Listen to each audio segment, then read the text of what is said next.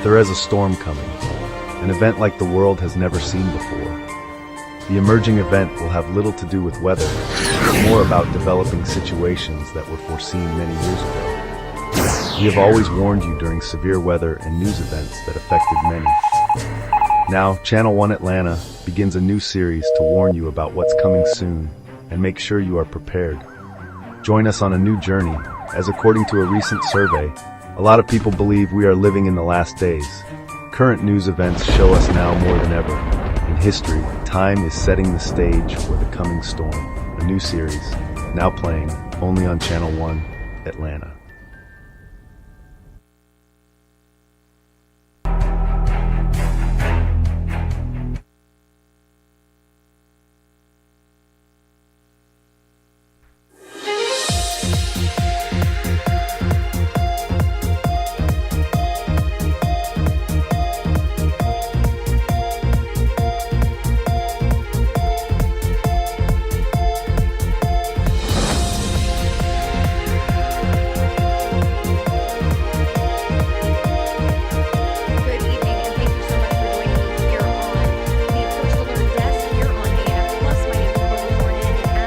Promised, we are going to continue to give you updates on this situation developing out of Rockdale County after a fire took place at a chemical plant.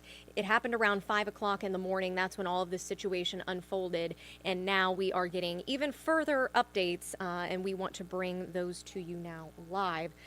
We have learned now that all of Rockdale County has been told to shelter in place until midnight. That is according to the Rockdale County government. As far as why that is, they have said that some of the winds appear to be shifting south and they want to do this out of an abundance of caution. No word on why midnight is the deadline for this, but that is the latest. So for at least the next 4 hours, if you live in Rockdale County or you know someone who does live in Rockdale County, you are told to shelter in place. Now, you have probably been, we hope you have been joining us here for our coverage. I do want to go ahead and remind you that we have a full article on all of this on atlantanewsfirst.com. We have our Atlanta News First app where you can get breaking news updates sent directly to your phone.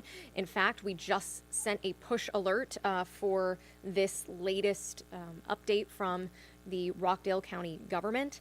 And so I want to go ahead and show you what exactly we are talking about here. Excuse me, where is your hot sauce bar? This video shot from an Atlanta News First viewer from earlier. You can see what looks almost like smoke from a fire. This is actually a chemical reaction that happened at the BioLab plant on Old Covington Highway in Conyers. We are told around 5:30 in the morning, there was a small fire. No word from officials. They say they don't know what caused it. They're investigating that. But that small fire caused the sprinklers to go off at this plant. Well, one of the products that they have in there clearly does not react with water, and that caused this chemical reaction. They had things somewhat under control, but then that fire reignited, we are told by fire officials, around noon. And of course, you add more water and then you have a situation like this. So even though the fire has been put out, we are told as of around 3:30, 4 o'clock, that fire was extinguished. However, we still see clouds like this from several miles out. And we are told that it could be like that for several days. They referenced a similar incident that happened there 20 years ago in 2004, and that it took several days for this to kind of dissipate out of the air. Now, we do have two reporters out there, our reporters Bridget Spencer and Yasmin Rockdale, and we'll bring you the very latest coming up. Jonathan. And temperatures are going back to the 80s. We got a sample today, but it looks like mid-80s are in the forecast by the middle of the week. But the numbers will come down. I'm tracking them all next to my Fox 5 Storm Team forecast. Fox 5 News at 10 starts right now. We begin tonight in Rockdale County, where ominous black smoke It could be seen for over 30 miles as chemical fire rages on at a biolab. Thanks so much for joining us for Fox 5 News at 10. I'm Eric Perry. All right, here's what we know so far. That fire first started around 5:30 this morning, and it reignited around noon, sending that big plume into the air. Over 17,000 people have been evacuated so far, as a shelter in place for all of Rockdale remains in effect until midnight tonight. We have live team coverage for you. Fox 5's Joey Dukes is breaking down what happened, talking with officials and experts. But we want to begin with Fox 5's Eric Mock. He's outlining that shelter in place and that evacuation zone. Eric? That's right, Eric. At around 8 p.m., we all got our alerts on our phones. They all started ringing, saying that there was a shelter-in-place alert for all of Rockdale County. Before, it was just a portion of Rockdale County. Now, it's for the entire county. That means all 93,000 people who live here are being asked to stay inside and even turn off their air conditioners.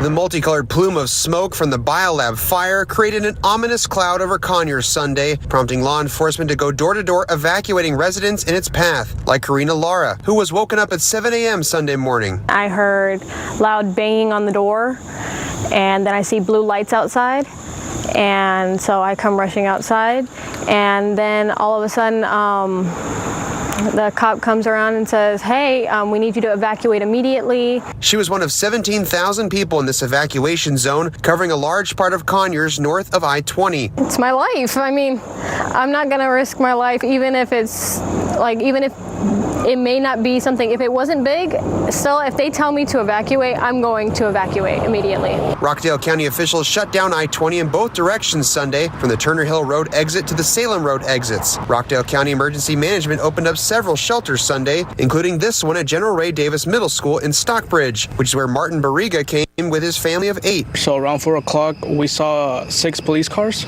and they told us to evacuate. So they told us to come to Davis Middle School.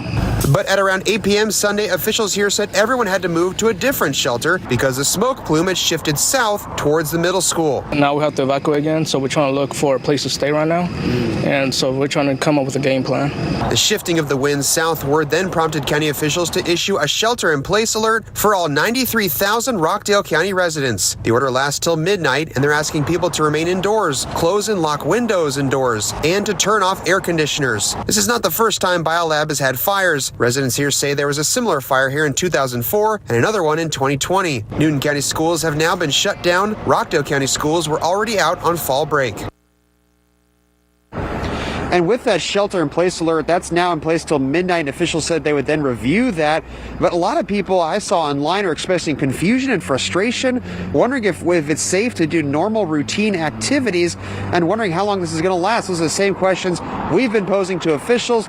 We are waiting to get those answers about how long this could potentially last. You know, the one that happened in 2004, people said the smoke plume was up for 4 or 5 days at that time, and they're worried that could happen again here.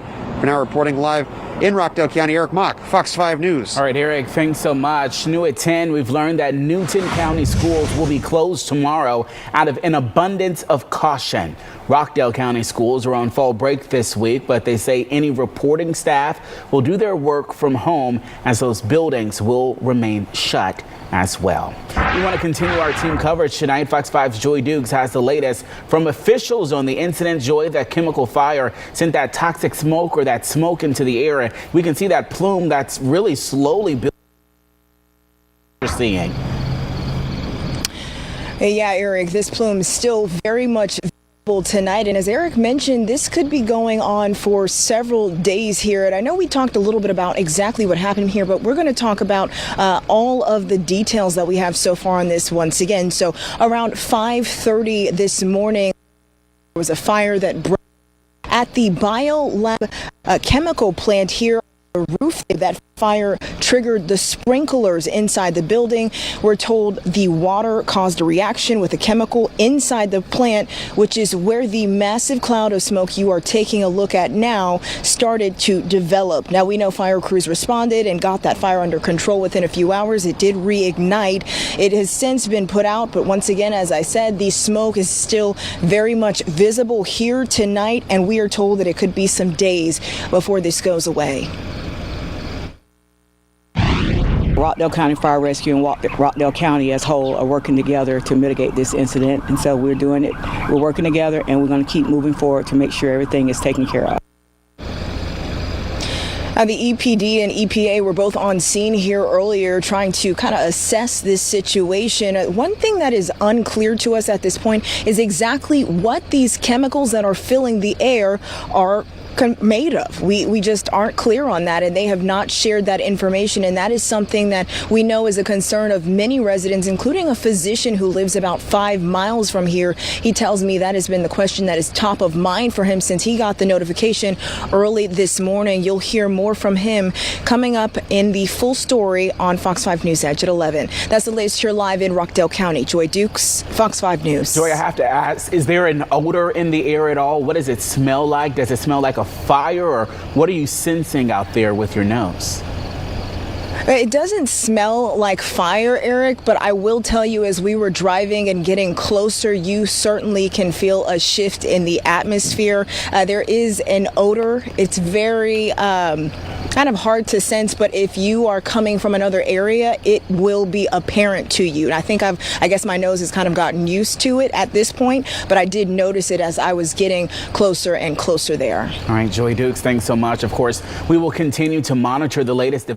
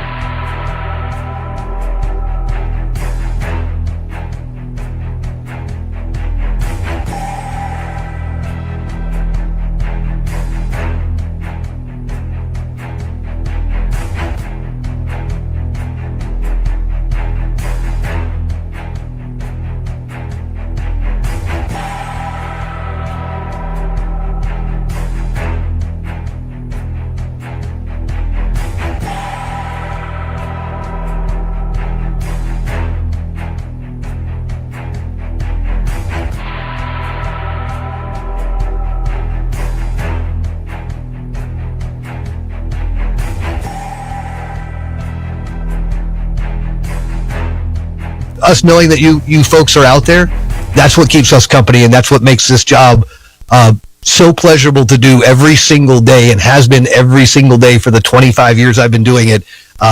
It's not nice to wake up to a screaming alarm clock at 2:30 in the morning, but it's the greatest feeling in the world when I come in and I sit down and I punch that button and the microphone light turns on, and then I know that it's my time. It's my time to do what I feel like I was called to do in this life. Mark's he's a pretty good feller. We love him. They're going to keep me, I hope. I think so, yeah. Well, I appreciate him. There's times in the morning on 104.3, I listen to you at 9 a.m., and it's always fun, and you can tell you enjoy your job, and you do a really good job of it. And, but yeah, there's power over here in Biltmore Town Square.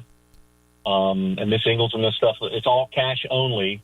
But I know Biltmore Park is pretty devastated. Yeah. I mean, there's multiple trees on top of multiple homes, and but yeah, it's a situation for sure. By the way, how much do I need to make this check out for you too to saying all that nice stuff? now that we're talking, now that we're on the phone, Yeah, right. Exactly. Yeah, exactly. You'll learn real quick. You better not take a check from a radio guy. All right. all right. Hey, Coach, thanks so much, my friend. Appreciate it. We really appreciate the kind words, and it means so much that you listen to the station and that you're with us. It doesn't matter which of our stations it is. We're just glad to have you as a listener. Yes. Hey, thank you guys. I appreciate you. Keep praying. I'm a PK. I'm a preacher's kid. So you know it. Just keep doing it. Absolutely. You know, people I don't care if you believe or not. There's a lot of devastation. I've seen a lot of it. You know, when you coach for 36 years, these communities you go to, you know, I'm an Iowa farm kid. I grew up on a 3,000-acre farm outside of Iowa City. And I remember the 93 flood. And people say, have you ever seen it this bad? I'm like, yeah. And yet you don't want to insult anybody because they look at you like you're crazy. But I'm like, there was 46 feet of water in the 93 flood. And I remember the harvester, I don't know if I know you guys aren't farm guys, but the harvester silos are taller than the barn, and the water was to the top of those silos. Holy cow! Yeah, that's a lot of water. Yeah, it just devastated. I remember at that time, I think I was 23. I was working in a maximum security prison, and they asked us if we would go and sandbag, and sure, so we did, and it was for nothing. I mean, we tried, and that's the devastating part when you sit there and go, I sandbagged for 15 days straight, and it didn't make one hill of beans. Yeah, nature's one bad mother. I mean, you can't. Oh, it is. You know, when she says it's mine, she's taking it back. Right. You can have it. I don't want it. Yeah. Yeah. Thanks for the call, Coach. We really appreciate it. Very much so. Yeah. God bless you, sir. You guys too. Have a good evening. Yes, sir. Take care, brother. All right, let's. Why don't we go over to a listener? I believe this is Mary. Hey, good evening, Mary. You're on the air with iHeartRadio Asheville. How you doing tonight? Oh, I'm great. Is this Mark Starling? Well, you got Mary, you sound funny. You got a really rough voice, Mary. I got to tell you. What's with the caller ID said? I'm like, dang, that's a mean Mary. Well, you know, the wife's in charge of the phone. Hey, I got you. There you go. Hey, Smart dude, woman. I get. Smart We're married, fellas. We totally get it. I get it. Yep. Listen, this is Mark McCraw, not Mary McCraw. Hello, Okay, Mark, Mark. sir. You've got a fine And name, by the way. And it's a damn fine name. So I didn't mean to say that on the you're air. fine. No, you're fine to us, man. No, look, I am in Hoopers Creek, which is near Fletcher, but is not in Fletcher. How's it looking out there? I'm in Hoopers Creek. Man, it's a disaster area, just like everybody else. But you know, I didn't call to talk about that. I just wanted to give kudos to my neighborhood, man. I'm so proud of my neighbors, my Hoopers Creek Baptist Church preacher, Philip Youngblood, and his guys. Man, they've been whacking trees and dragging stuff, and we have a bridge out, and they actually went in and made homemade barricades to keep people from going over the bridge. The bottom of the bridge is washed out. I'm just proud to be where I'm from, and I know that I'm not the only guy in these communities that's proud to be where he's from. Brother, I can echo that sentiment from the bottom of my soul. Yeah, absolutely. Golly. There's a lot of people are missing loved ones, and I thank God I have been able to speak to my loved ones today. Amen. But I'm just telling you, man, we live in the best place in the world, and I know it's dark, and I know it's cold, and I know you're thirsty and hungry, but man, it will help you. And you know, another shout out, my son is a police officer in Hendersonville, and they're working night and day with very little resources. Their communication system is shot to pieces. They have hundreds and hundreds of calls. Henderson County's in the same boat. And, you know, and it's a thankless job, but those guys are there for us too. And that's our first line of defense, our first responders, right? To go to church with on Sunday. And when you see one, when you get back to church, you better hug his neck. Amen. Amen. Amen. Preach on, sir. Preach on. I mean, I've been listening since y'all been talking. You know, it's really the only outlet we have here, and I appreciate what y'all are doing, and somebody needs to hug y'all's neck too. But, you know, there's a lot of positive things going on right now, and I hope people hear my voice and your voice and know that there's a lot of love in this community, and there's devastation out there. I've seen a guy's house washed completely off its foundations, and him and his neighbors were out there trying to get his clothes out of it. There was no getting the house back, but you know, it's just everywhere around here. Everywhere I've driven today, people just standing on the street because they don't have power and talking to their neighbors. Yeah. And that's maybe God blessed us a little bit with a little bit more coming together. You know what, Mark? That's so funny. You bring that up. Me and my wife were talking about this very thing yesterday, about how we're just as guilty. We get wrapped up in the scrolling on our phones, watching TV, stressing the job, stressing just stupid things. And we were saying, you know, I talked to every single one of my neighbors yesterday, face to face, for the first time, I think ever. And me and my wife were talking how I think it is kind of a weird thing to say it's a blessing, but I think it is a blessing. Maybe God was like, you know what? You need maybe a little reset. And I'm not making light of anybody's situation. I'm not saying this is not a horrific situation, because it is. But it's terrible. The Lord works in mysterious ways. And sometimes we just need a little nudge to realize what it's all about. We were on the porch last night playing a game as a family. And I can't tell you the last time we've done that. So is there some good coming out of this? Absolutely. I could not agree with you more, sir. I didn't even ask anybody who they voted for before I went to check on them. That's how I know you're good people. I knew that was coming. I knew there was a punchline coming. I just felt it. I was like, he's going somewhere with this. You know what? That's so true. It doesn't matter, y'all. It doesn't. We are all God's children. We're all neighbors. Mark, you have touched on something that's just near and dear to my heart. People helping people, neighbors, being just sweet to each other. We need that, and that's what we're seeing all over the place. And I know I don't need to talk any longer, because you guys need to get back to people finding people and the things you're doing to help the community, and God bless you, and Lord, I hope he keeps y'all safe. But I thank you for what you do, and again, hug a cop, hug a fireman. Amen. Hell, hug your neighbor if he ain't too ugly. Even if he is ugly. Because he probably needs it more than we do.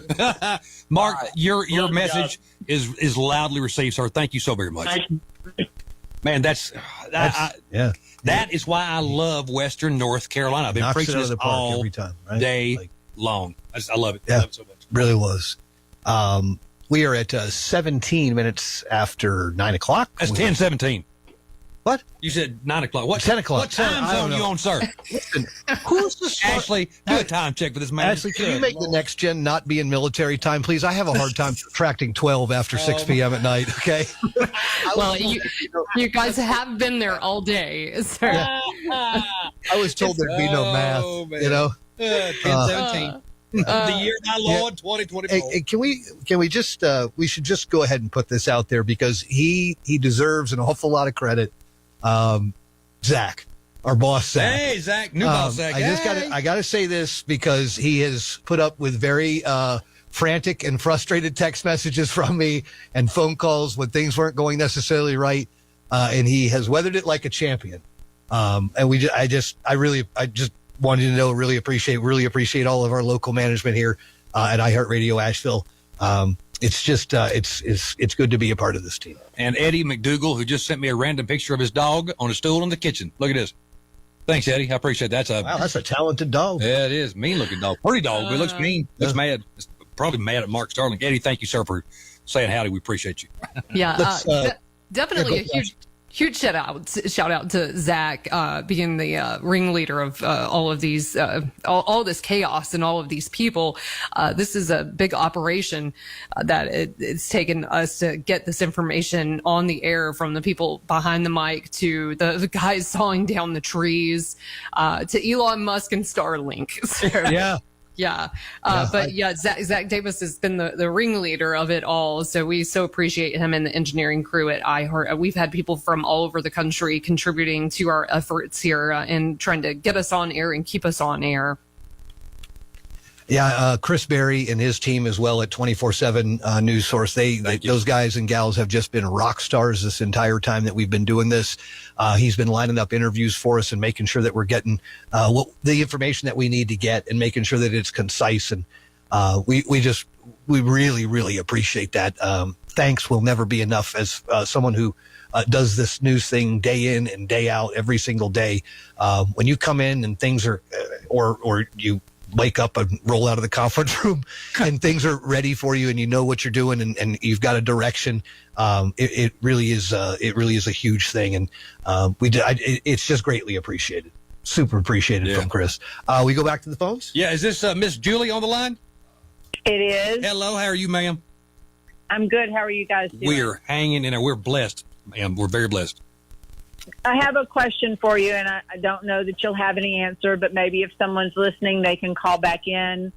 We're in the Fairview area, out Old Fort Road. Yes, ma'am. And we have heard talk today about the potential of Old Fort Road being closed.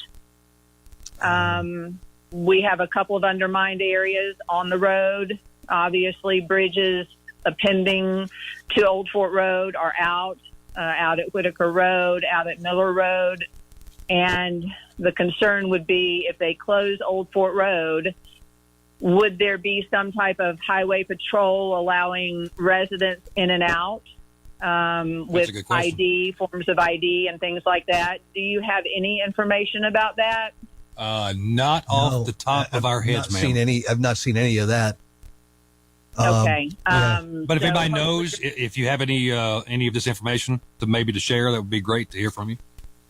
Awesome. Well, if you guys could, obviously people are listening, so if anyone does have any information, fire department, state highway patrol, whomever, and could call in and give updates, it would be much appreciated for, probably several thousand people out here on Old Fort that obviously we're impacted at Craigsville, and then everyone else is working. And I will say our neighbors have been great. Everybody's working together. We're clearing roads.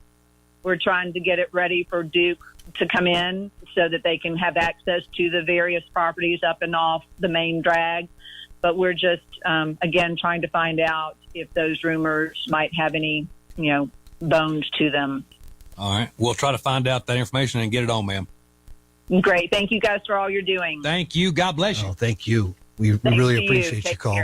My mama, Patricia, if anybody knows Patricia working for Duke Power, I bet she's been working nonstop since probably Wednesday night getting ready for this big storm. She's worked for Duke Power since she started as a meter reader when I was in high school. That's been a long, long time ago. But Mama, thank you for all the help that you're sending out and all the help you're giving Western North Carolina. We love you for it. That's for sure. Mom. I love Eddie's mom. She's great. Mom, she's pretty good people. Yeah, Eddie's dad's good too. He's got a stern look on his face. Yeah, so a lot of times, a lot of stern looks. I know all about that. And you can imagine having Eddie as an offspring. There was a lot of need for stern looks on one's face. More than one whooping. I deserved one every day. If I didn't know what for, Mama did, and vice versa. That's right. And if she didn't, the neighbor would tell. So I guarantee you, my neighbors would. It was fine. My daddy is a retired police chief, and she was mentioning Mary was the first responders and state troopers. To all of the first responders, y'all are all heroes to us. I mean, military, first responders, EMT, firefighters, police, you guys are working nonstop. And I know 9 times out of 5, it is a thankless job, but we're here to say we love you. God, there's just no way we can ever tell you enough how much we love and appreciate y'all. Thank you for everything that you're doing. I know you're away from your families to help other families. God bless you. Yeah, amen to that. there are a lot of hardworking men and women out there in law enforcement, in fire, EMS, linemen too, man. Linemen, oh Lord, line women, all of them. We just thank you will never be enough. And I'm sure they have to hear from some frustrated people. Oh yeah, and you know what? I know they take it with a grain of salt. And, you know, one of the things that one of the officials in a press conference today pointed out, said, "Hey, listen, linemen don't have the information you're looking for. No. So if you stop and you ask them questions, you're only slowing them down from getting the power back on." Great point. Yeah, and it was a great point, and I totally get it. And we get you want information, and the first person you see that looks like they're official something or other, you're hoping they're going to be able to tell you everything that you want to know, but it's just not going to happen. So let them do their job. Please be sweet to people. Please be sweet to people. Mark, I was going to repeat just that, and that goes for our law enforcement folks and emergency personnel too. I mean, everybody wants answers right now, but we're still very much in a rescue period right now. There is still, as of earlier today, I think at that 4:00 news conference, there were still over 600 people unaccounted for. So they are still out there searching for folks right now. So right now is not the time to slow anybody down if you don't have an emergency. I did want to put it out there that if you have a missing person, I know this has been repeated a few times, but there is a number to call, but you can always call 211, and there's also a text number. You can text the word person to 40403. That's person to 40403, and you'll get a link where you complete a form with all the info. So if you cannot locate someone, we do advise you to take action there, because we definitely want to locate everyone that's unaccounted for. And here with the iHeartRadio Asheville team today, we've had people calling all day long trying to locate people. Also, people calling in just letting other people know that they're okay. And we want you all to continue to do that. We're live right now. We're going to be live again in the morning. The phone number is 828-240-9962. And guys, I came across this post that I wanted to share, that one of our radio brethren is actually missing in the Asheville area. Her name is Mary Dew. I don't think she's from around here. I believe she's from Michigan, but she was in what looks like Biltmore Village, and she has not made contact with anyone as of yet. So her name's Mary Dew, and the last time someone heard from her, she lost power on Friday, and she's in the area with her 2 dogs, and she drives a Toyota 4Runner. And the license plate will be Michigan. So just hoping and praying that she is found. If anybody has any information, by all means, let us know. I appreciate that update, Ashley. Thank you very much. Jeez. That's the scariest part about any of this, is just not knowing.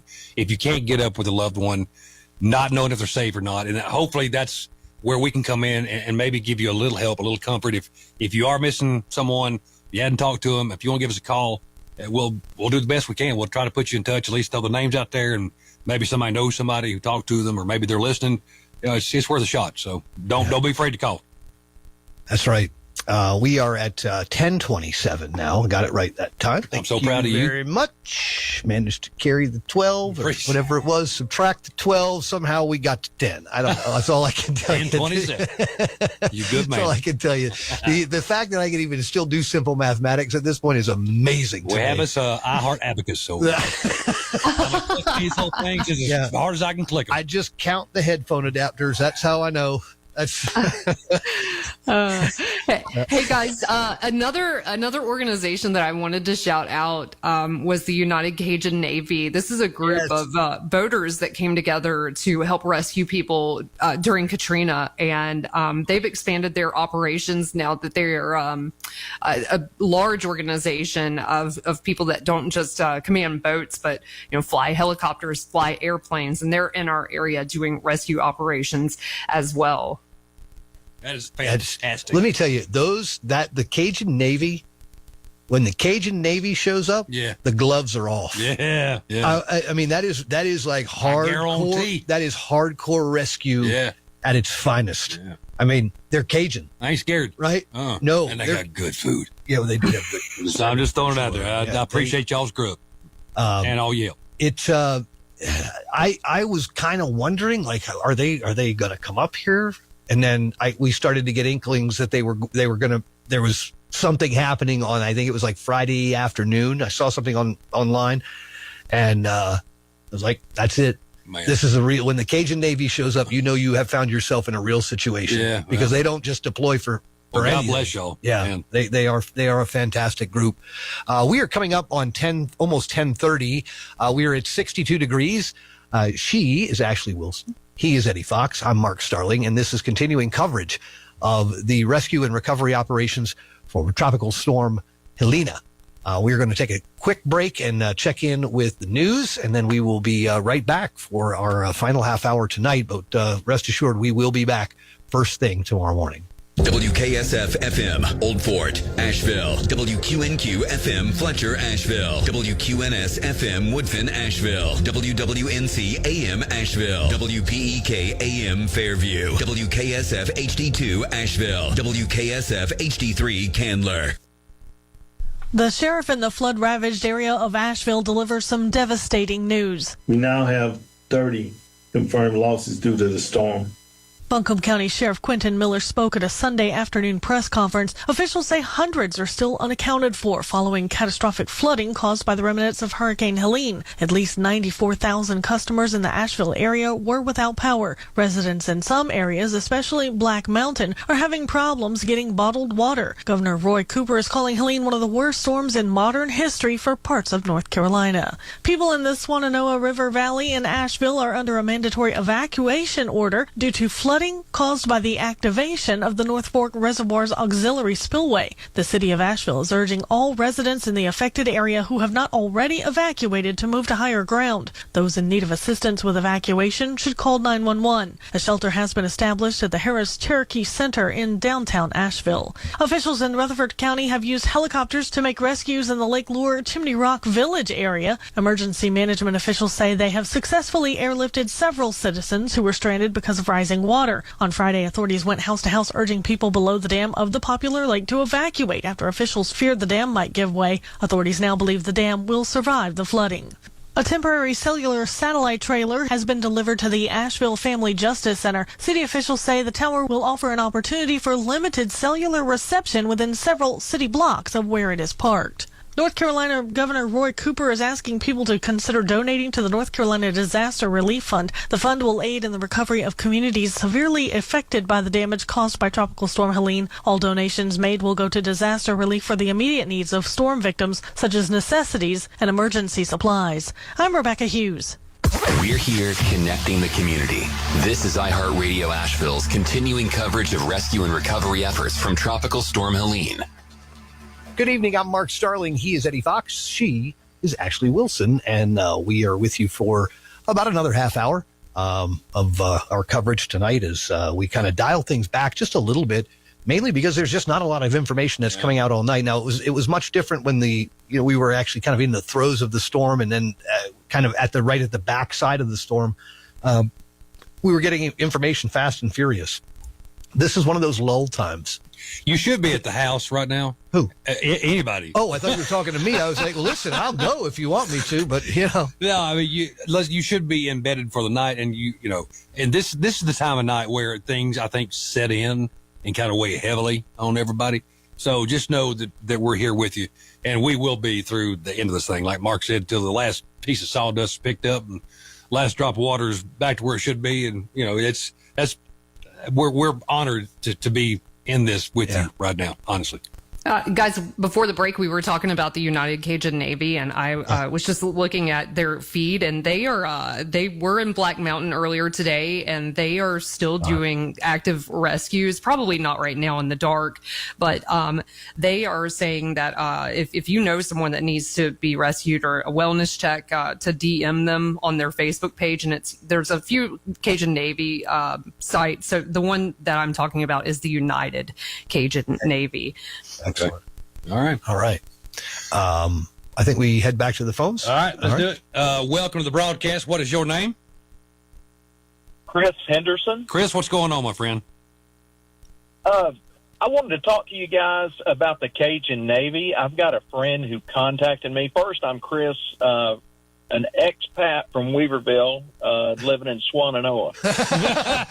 Do you take your passport when you go back home, just out of curiosity? I do. Okay, I good. do, but I wanted to tell you guys, you need to call Eddie Harwood by his appropriate name. Like Don Corleone, he's Don Paintfort.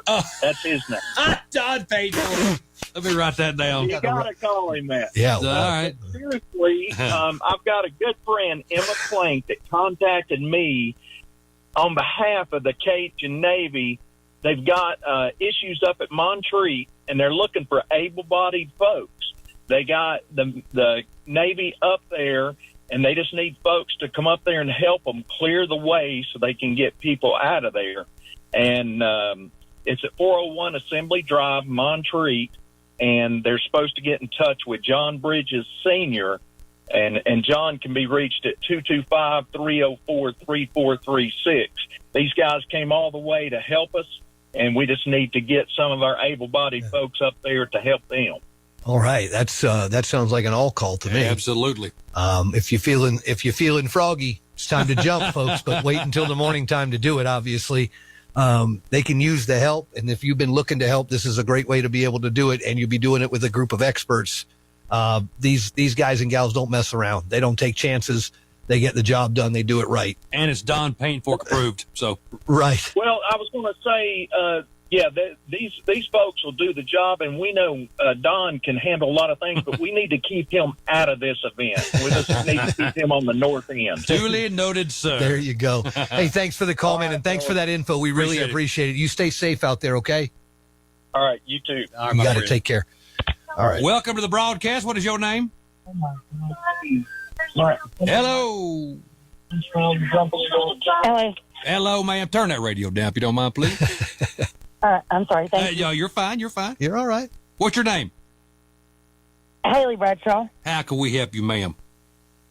So my sister-in-law was last known to be in Asheville on Friday, and she supposedly got stranded up there when they shut the mountain down. No one's heard from her, and we're just trying to get word out to let her know we're looking for her. Where was this again? Okay. In Asheville. And what's her name? Christy McPeters. They call her Bubba. Bubba McPeters. All right. All right. Well, if you happen to be listening and can give us a holler or get in touch with your people somehow, that'd be much appreciated. Yeah, and listen, you keep checking back in with us, okay? All right. Thank you so much. You got it. Take care. Stay safe tonight. We love you, honey. Thank you. Bye. Yeah, guys, as we wind down tonight, just want to remind folks that we will be live all day tomorrow as well, getting that information out there, trying to connect people. 828-240-9962. That's why we're here. We're here to take those calls and try to, link people together. Get people reunited. Yeah, that's a really bad place to be. I mean, actually, you can speak to that. You couldn't get up with your pops. Just the not knowing. We were in that very same predicament for a couple of days. My wife, Amanda, who talks to her mom and daddy every day, like all day, right, didn't talk to them for 20 plus hours, and she was losing her mind. It's just, that's a bad spot to be in. So, honey, we're with you. We get it. Totally get it. There's no question about it. 240-9962, 1-800-570-9962. Let's go to line 2 where I believe we have Michael, who is joining us. Good evening. Well, Michael's not joining us. Let's see here. We'll go to line 3 over here. Hey, good evening. You're on the air with iHeartRadio Asheville. Who are we talking to? Michael. Hello, Michael. Hey, Michael. How are you? Pretty good. I just had a question.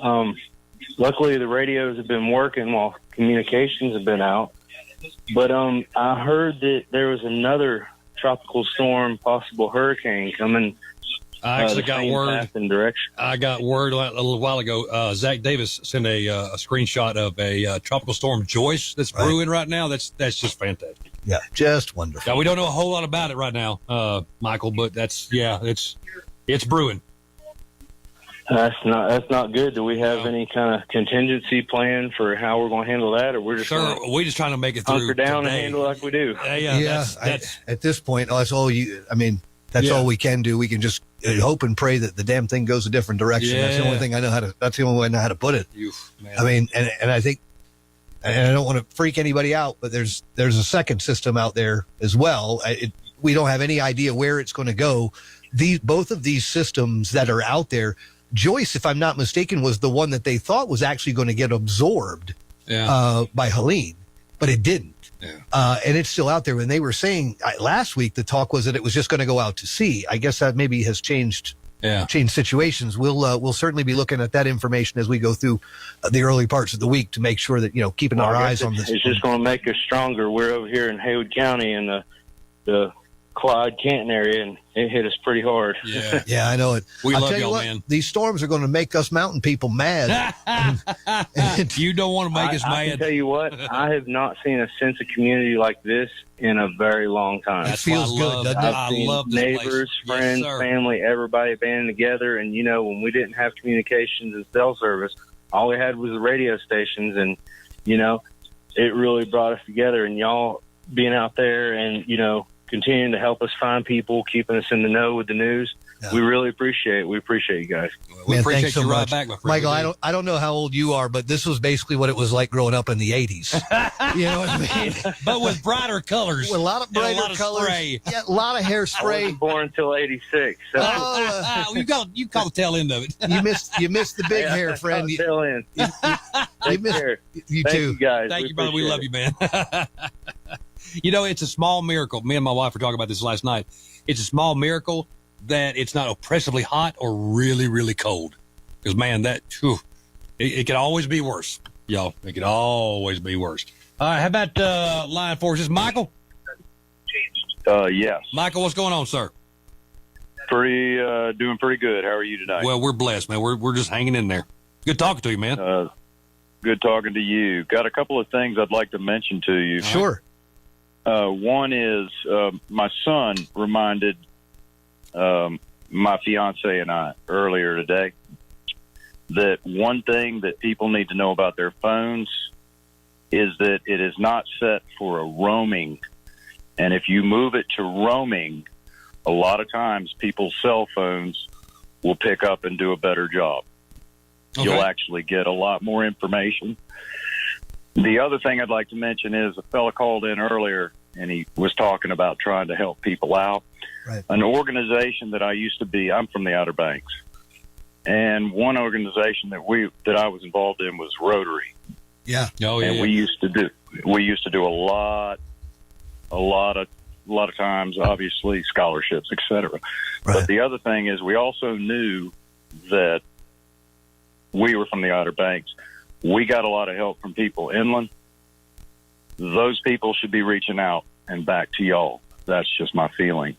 And the simple joys, one fellow on the Outer Banks, I remember during Katrina, he actually created his own shower on the back of the trailer. Hmm. There were 12 of them. And that man on his own dime ended up taking that down there along with his church. And he was able to provide a simple joy. And that's the thing during storms that everybody should remember. It's the simple joys. Yes, sir. That assist. So just a couple of comments. The phone is the biggest reason I called in because my fiance was not able to actually get calls out anymore. And then the moment he said, turn on your roaming, and it worked. So that's something that people might be able to connect with their loved ones. That's good to know. Thank you, sir. That's solid information. Thank you so much for that, Michael. We really appreciate it. All right, roger that. Thank you. You got to stay safe, man. Stay safe. All right, let's go to, I believe this is Gabrielle. Hey, Gabrielle, you're on the air with iHeartRadio Asheville. How you doing? Good. How are you? Hanging in there. We're hanging in there. We're hanging in there. What's going on? That. What's going on in your world tonight? Well, I'm going to pass you over to my husband because we've been multi-calling, trying to reach in, but he's the one who wanted to connect. Come on Thank in. you. Yeah, sure. Okay. Hello? Waiting on Hey, Gabrielle's husband. Hello, sir. Hey, how's it going? Good, we're doing okay. How are you? Great. I don't want to take up too much of your time. We've been listening all day, and I'm really just trying to figure out if you can tell me I understand that 26 is open south. Right. But can we take 25 from 26 to Greenville for Yes. travelers? Right? Yes, you can. Highway 25. We got word today that Highway 25 is open. Now, it might be slow. It might be slow. It's not going to be fast going. Right. But it is open, and you can get out of town that way. We're from Haywood. We have to leave, and I'm just trying to link up with family, and I really appreciate what you guys are doing. Thank you for letting us know. It's our pleasure, brother. It's our pleasure. You guys just stay have been safe. the only news we've had for days until, like yesterday. And right. Just thank you so much for what you guys did to get to the studio. We heard the whole story. It was pretty fantastic. Well, we love you, man. We love you, man. No, you're the rock star. You guys be careful. All right? Yeah, please be safe out there and keep in touch with us, okay? All right. Thanks a lot. You got it. Take care. Thanks, sir. There you go. We are at 10:45. Hey, look at you. 63 degrees. I know. I'm getting better at this The thing, abacus actually. is working, Ashley. That's 3 headphone plugs over here. Carry the 1 meter. That's right. Yeah. 2 VU meters and a headphone. I hope we're providing some entertainment for folks tonight. Yeah, you could just hear it in that last guy's voice. I mean, he's got to be so tired. I mean, everybody is just so emotionally tired, physically tired, mentally tired. Emotional. I mean, you take even the physical out of it. It's just the emotional strain of seeing things that you're not used to seeing, probably never will, hopefully God will never see again. And you put all that together, it's a lot for everyone. And don't think we're above it, because we're not. I mean, we're just as heartbroken. And this is our home. This is the place that we love. These are the people that we love. So, don't feel bad if you feel bad or if you're tired, because look, it's warranted. Yeah, it is warranted. All of us are exhausted. Everybody. Mark can't even tell time. I can't even tell time. I thought this was Sears. When we went out, so before we had any of the iHeart engineers that came in, we'd lost communication and internet at about 2:35 on Friday, and we Tank and I, we said, okay, we got to figure something out here. We got to figure out a game plan, and we figured out a game plan, and then we saw one of our great sales reps, Jessica Manley. She came in. She and her husband climbed through the jungle out there that was 50 or 60 fallen trees to get in. And then our friend Jeremy Green came from ESPN Asheville. And he said, hey, I've got the truck. If you guys can't get back on the air right now, why don't you just jump in the truck and let's go take a drive around, and that way you can get some stuff to talk about, basically, and then come back and do another few hours on the air. So we did. And you drive out there and you're just like, what in the world? Yeah. It's a lot.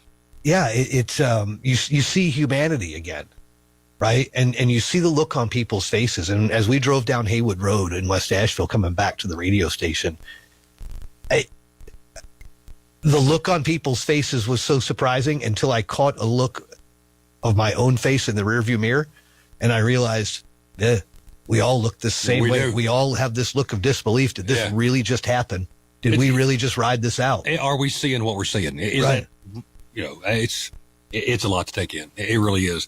But we're all in this together, and we're all going to make it through this together. As we start to wind our time down here, one thing that I wanted to mention is that I lived in New Orleans for a couple of years, and I lived there from about 2017 to 2019 or so. And, the folks that have lived there, always lived there, or were there at the time, they always talked in terms of before Katrina and after Katrina. Yes, ma'am. Like, this is an event that monumentally changed their world. And, that's going to be something very similar for our community, that the massive loss of life we've been talking about today. And we know that number is going to go up.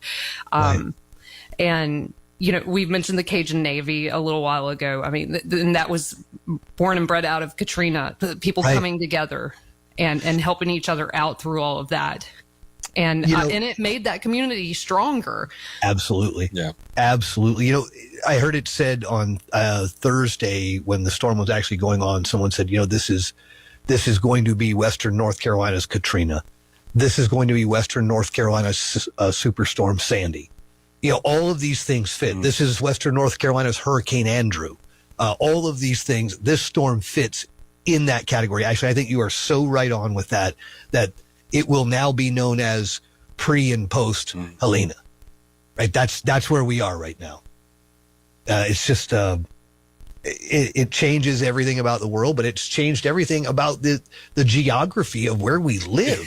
Literally. Yeah. I mean, the landscape is changed. Everything has changed. Another thing that it changes, though, is your perspective, though, because amen, sister. So many of the people that I worked with at iHeart New Orleans were there when that happened, and I heard stories from some of those people that had to be rescued off the top of the buildings via helicopter, and you know, they broadcasted it until they could not broadcast anymore. And then they took the operations to Baton Rouge, and all of the radio groups actually came together there to provide emergency information to folks down there.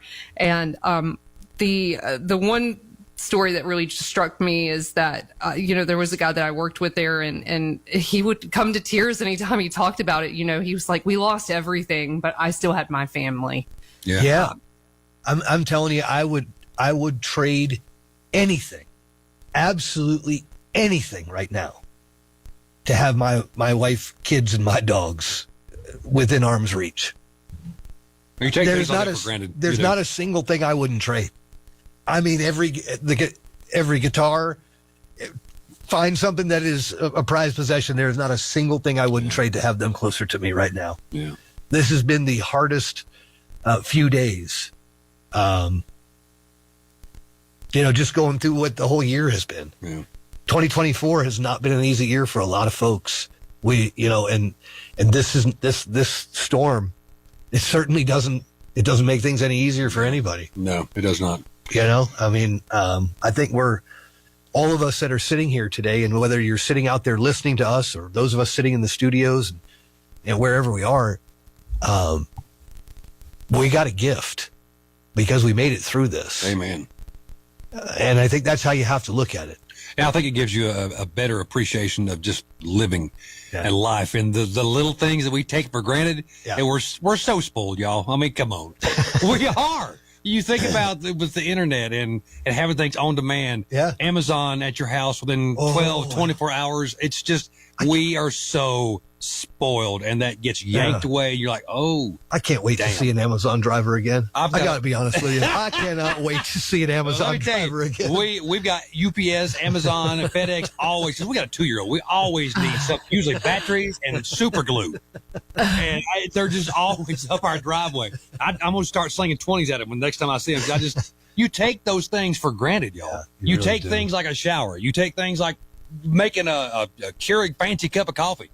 Man, apple crisp macchiato. God, Starbucks. I love that damn drink. Oh, my Lord. It made me mad when the one on Patton closed down. But it's just we're spoiled. All of it. I mean, all of it. I'm just as guilty. Right. And when you don't have those little things, man, it just, you know, I think God does this sometimes for a reason. To maybe it's a reset button. I mean, you thank God for it. Now, it may not seem like a blessing, but you appreciate your family a little bit more today. You appreciate the little things in life a little bit more than you did yesterday, or maybe even this morning. So, I think there is a silver lining here. Yesterday, prior to everybody kind of showing up here at the station, there was it kind of felt like a running joke, and I think it might have been an unspoken running joke between Tank and I.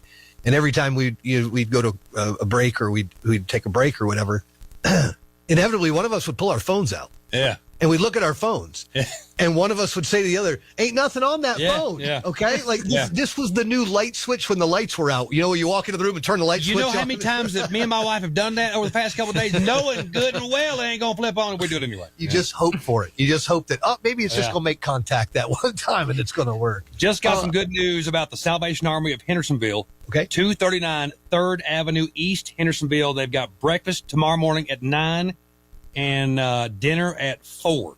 Until the last plate is served, first come, first served. Obviously, that's Salvation Army of Hendersonville, 239 3rd Avenue East, Hendersonville. Aiden, thank you very much for the email coming in there. Yeah, amen to that. Yeah, also, just saw this from, it looks like, if I'm not mistaken, Glenn Beck and his nonprofit Mercury One. They have 2 helicopters leaving from Orlando, landing in Asheville tomorrow. Oh, wow. So Mercury One Charities is going to be in the area. They do an incredible amount of work all over the world. And the fact that they are coming here is just a really strong sign that something very, very bad has gone on. Ashley, have you seen Luke Combs' post from today? I saw the one that he posted yesterday. Yeah. So he and Eric Church and I know Chase Rice posted something as well. And all these guys trying to come together and bring attention to Western North Carolina because, to everybody else, we're, a 2-minute news story at the top of the national news. Yeah. And all those guys are from here. So they've got a big platform. He said, me and my team have been making some calls, and I think we've got something really special lined up to help the Carolinas as much as we can. More details to come. So I don't know what that means. He's going to play here at the radio station in the backfield. Yeah. Well, we got a big old field out here, so we can set up a stage or something. Bring your lawn chair. No, I'm only kidding. Please don't show up. Put the lawn chair down, Jethro. Right there's. And I know Eric Church is teaming up with the Red Cross. I think he was sending people to donate at redcross.org/Eric Church. And hey, guys, on a lighter note, how many babies do you think are going to be born 9 months from now? I got news for you. They better not name a single one of them Helene. Baby. Not a single one better be named Helene. I mean, but you know what? You're you Ashley. And me going fishing in the dark, line on See what you've started? Counting the stars. You're talking about phones being off, electricity being off. I mean, we're being forced to be together. I know it. It's just going to end up with people getting naked. That's what happens. I'm sorry, but that's what happens. I'm not without my wife. Thank you, sir. No. By the way, not today. You're sleeping in the sales building tonight, okay? I'll sleep in a field out here. I don't care. Hey, you were Ashley, you started it. Yeah, it's so funny though that it's so true. It is so true. Someone write this date down: September 29th, 2024. Can someone count 9 months from now? I bet child support. Right. Go ahead and tell you right now. Oh man, you liked that nitty gritty dirt band though, didn't you? Oh yeah. Well, we're gonna be. We're going to be wrapping things up here as a team here in a few minutes, but you just mentioned that breakfast from the Salvation Army tomorrow morning, and tomorrow's a new day. The sun is coming up in the morning, and if you are still in need of help being rescued, we've been saying it all day. People are coming your way. There's going to be new boots on the ground tomorrow, new resources in our area, and please do continue to reach out to us and let us know what's going on. Let us know how we can help. You can give us a call here at iHeartRadio Asheville, 828-240-9962. Yeah, we're going to be back here bright and early in the morning. Eddie and I, we're going to be manning the morning show tomorrow. So that'll be kicked off. I'll sing again. 6 a.m. Oh, jeez. We're going to have to get a coffee maker in here. If I got we don't have coffee, do we? No. See, I told you we're spoiled, man. Spoiled. No, I'll be eating dry coffee grounds in the morning. I got Pop-Tarts. Amanda's like, now you take these to work with you, baby. You need these Pop-Tarts. I'm like, okay. Need your vitamins. I appreciate that. Right. Vitamins and minerals from the Pop-Tarts, if you will. We don't have a functioning coffee maker here because our coffee maker is actually hardlined into the water system. I think they were actually afraid that Eddie or I might take it home with us because we were too cheap to buy our own. That's why they hardlined it in there. I think that's what it is. You're wrong. If it's not nailed down, but yeah, so it's been an interesting. I do have some really good Irish tea though, Eddie. That's full of caffeine, so it'll work nicely. Is that you mean whiskey like Jameson? No, no. It's Irish tea. It's just like I said. Is that Jameson? No. I thought it was code. Don't poke fun at the Irish. Okay? No. I'm in all the way. Are you kidding?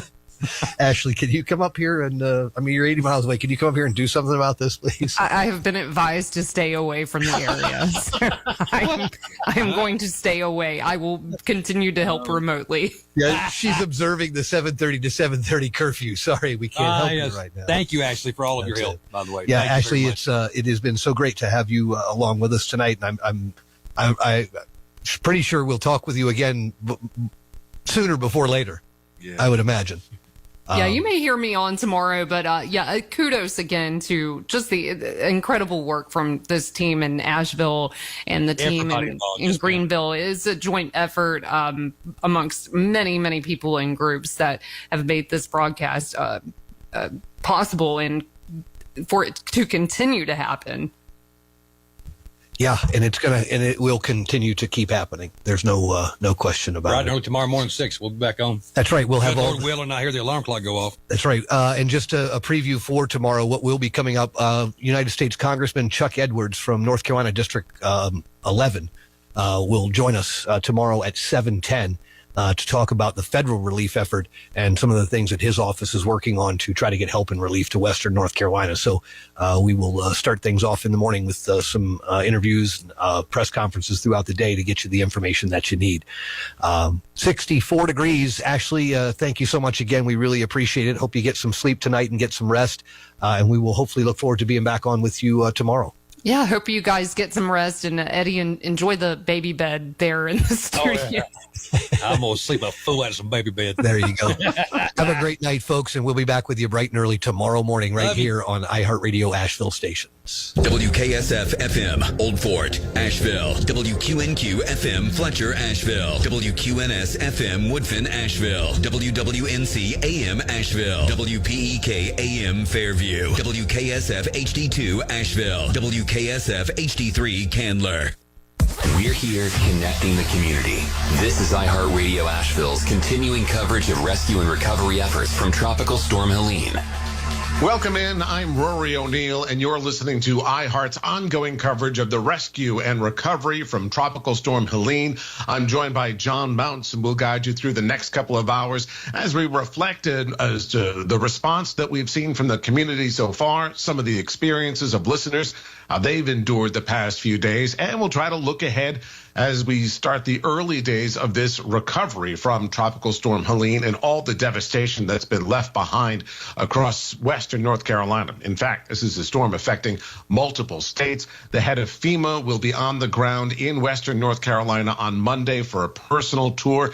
President Biden has said he also wants to come to the area once it is safe for him and that complicated entourage to come to the region. So more federal help and state help, both are on the way as road conditions are improving and more of those helicopters are landing to bring in fresh supplies. But it really has been a lot to endure for all of us ever since the storm made landfall, really surprising us with the level of rainfall in the mountains in particular, causing huge landslides, lots of flooding.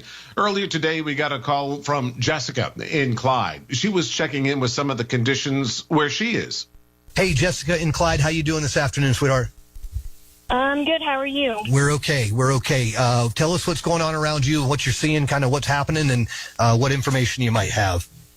Yeah, well, I was calling in because I don't know. This is the first time I've ever had any cell service, so I don't know if anybody's called in, specifically Clyde or Canton area, so I just wanted to let you guys know. I live near, actually, the town hall of Clyde, and it was absolutely devastating. I mean, I watched just across the street. The water came up to our house. Just across the street, we was watching homes float by, decks, everything. I know Canton, where the mill was, it was completely underwater. I know if you get off the exit at Canton, where Ingalls is, as soon as you go down the hill towards the mill, that soup kitchen, everything was underwater. I mean, churches were flooding. Here in Clyde, the town hall, I know the basement got flooded. It was an act of God that our house didn't get flooded. The water came up to the backyard. But as far as gas, around here, I don't know of any gas station that has gas. I did hear earlier this morning that Ingalls was back up and having gas, but I don't know if that's still a thing now. Okay. And there's no power. And like I said, this is the first time I've ever made a phone call. So I'm really surprised that cell service is working right now. Well, we're certainly glad that you were able to make that call and just know that there are resources and rescue efforts on the way with supplies. We do know that Haywood County is setting up water stations as well as there are several churches there. I believe it was the Silva. Let me see if I can find that exact name. I believe it was the Silva Baptist Church. They say that they are able to give people fresh water. Let me see if I can find that exact name. As far as your home, was your home damaged at all? No, that's what I'm saying. It was an act of God. The house to the right and the church to the left of us, they got completely flooded. Right. It didn't hit us at all.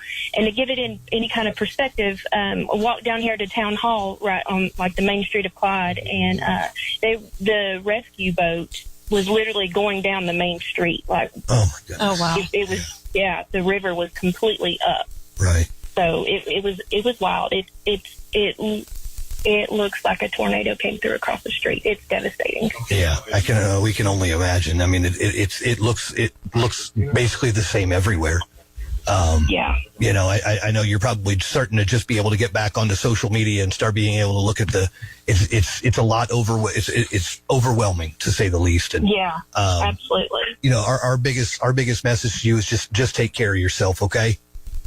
Okay, we will do. Thank you. We're glad you're okay. Thanks for checking in. I'm joined now by my colleague, John Mounts. And John, every time we hear these callers, it sounds the same, that it seems that Helene caught a lot of people off guard. They just weren't expecting this level of flooding caused by this storm. And these stories, we're hearing stories like this all day long, Rory, and every one of them, people are saying the same thing. They've never seen anything like this. I believe somebody said that this was, I think it was a county manager who said that this was Buncombe County's Katrina. This was almost like 9/11 in terms of the devastation that we're seeing all over the place in Asheville and western North Carolina. You know, and we're also starting to see some of the images get posted to social media because so few people have had cell service. I know it started to come back Sunday morning, but because so few people had cell service, the images that they did catch on their phones, they weren't able to upload and share. And that's happening more and more now. And the pictures and the videos are just absolutely jaw-dropping.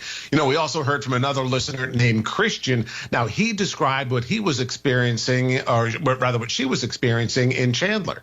I'm good. How are you? We're doing okay. Where are you calling us from today? I'm calling in from Candler. Okay. How are things over in Candler? Well, we are okay on this side. The other side of the road got hit really hard. Okay. The Mile Straight, that area, all the way down through Old Candler Town, they really got flooded really bad. Okay. Old Candler Town, you said? Yes. But I was calling to tell you that Pastor Matt Coleman and his wife, Michelle, just posted on Facebook about 20 minutes ago that they are at the Asheville Mall with tractor trailers of water and supplies, and asked that people spread the word that people can come by and get free supplies if they can get there. Okay, so that's great. That's the Asheville Mall, and Asheville Mall parking lot. Okay, and who is that again? Pastor Matt Coleman and his wife Michelle. Okay, Pastor Mike Coleman. Matt. Oh, Matt Coleman. Okay, and his wife Michelle. Okay, and that's going to be at the Ash.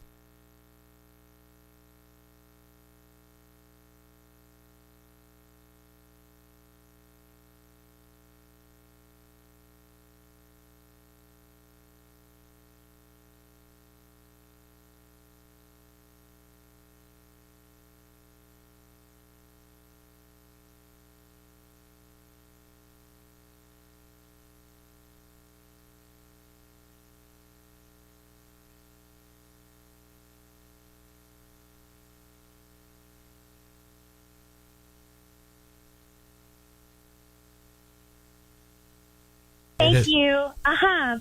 Bye-bye.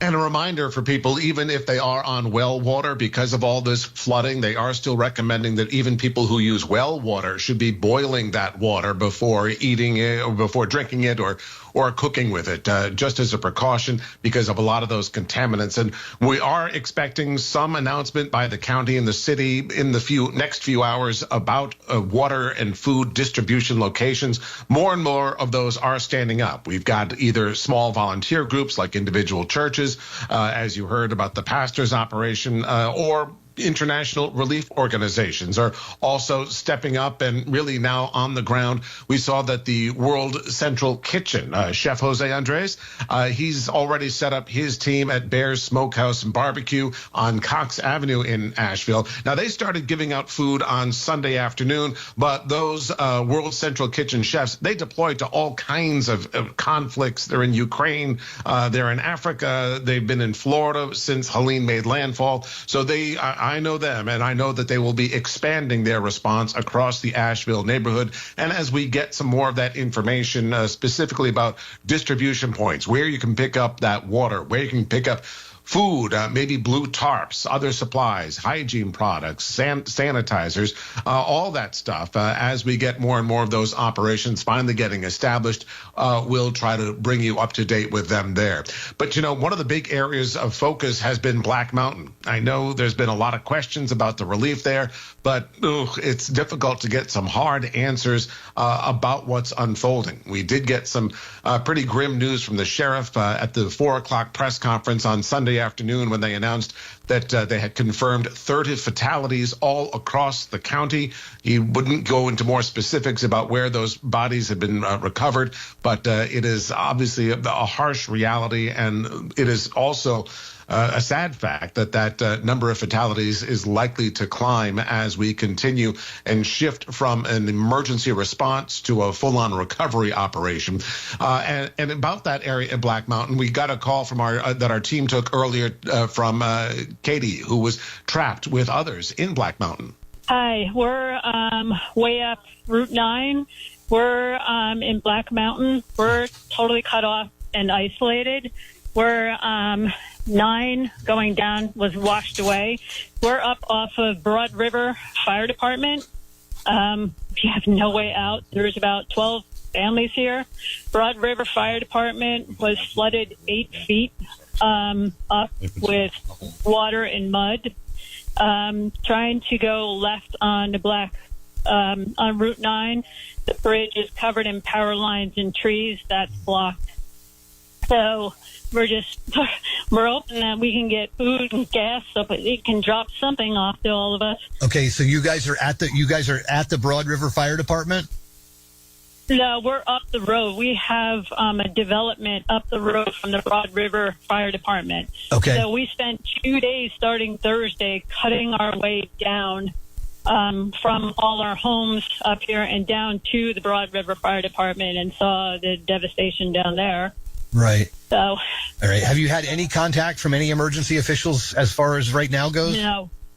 No. Even the fire department that usually work there, the men that are working there, they're not there. Right. There's volunteers right now just trying to clear out the fire department and just trying to, they save some of the trucks, but we're going to be running low on food and gas, and it's a little dire. Yeah, it certainly sounds like it. Okay, we're hoping that the rescue officials, the folks in Black Mountain in that area are listening. We will certainly pass your information along. I've got it down as the development above the Broad River Fire Department, and you've got 12 families up there? There's a Bear Track. There's Upper Rock Creek Hills. We're all just trying to band together and just hang tight. Okay. There's also families that are at the bottom of the mountain as well, and thankfully, everybody's okay. Okay.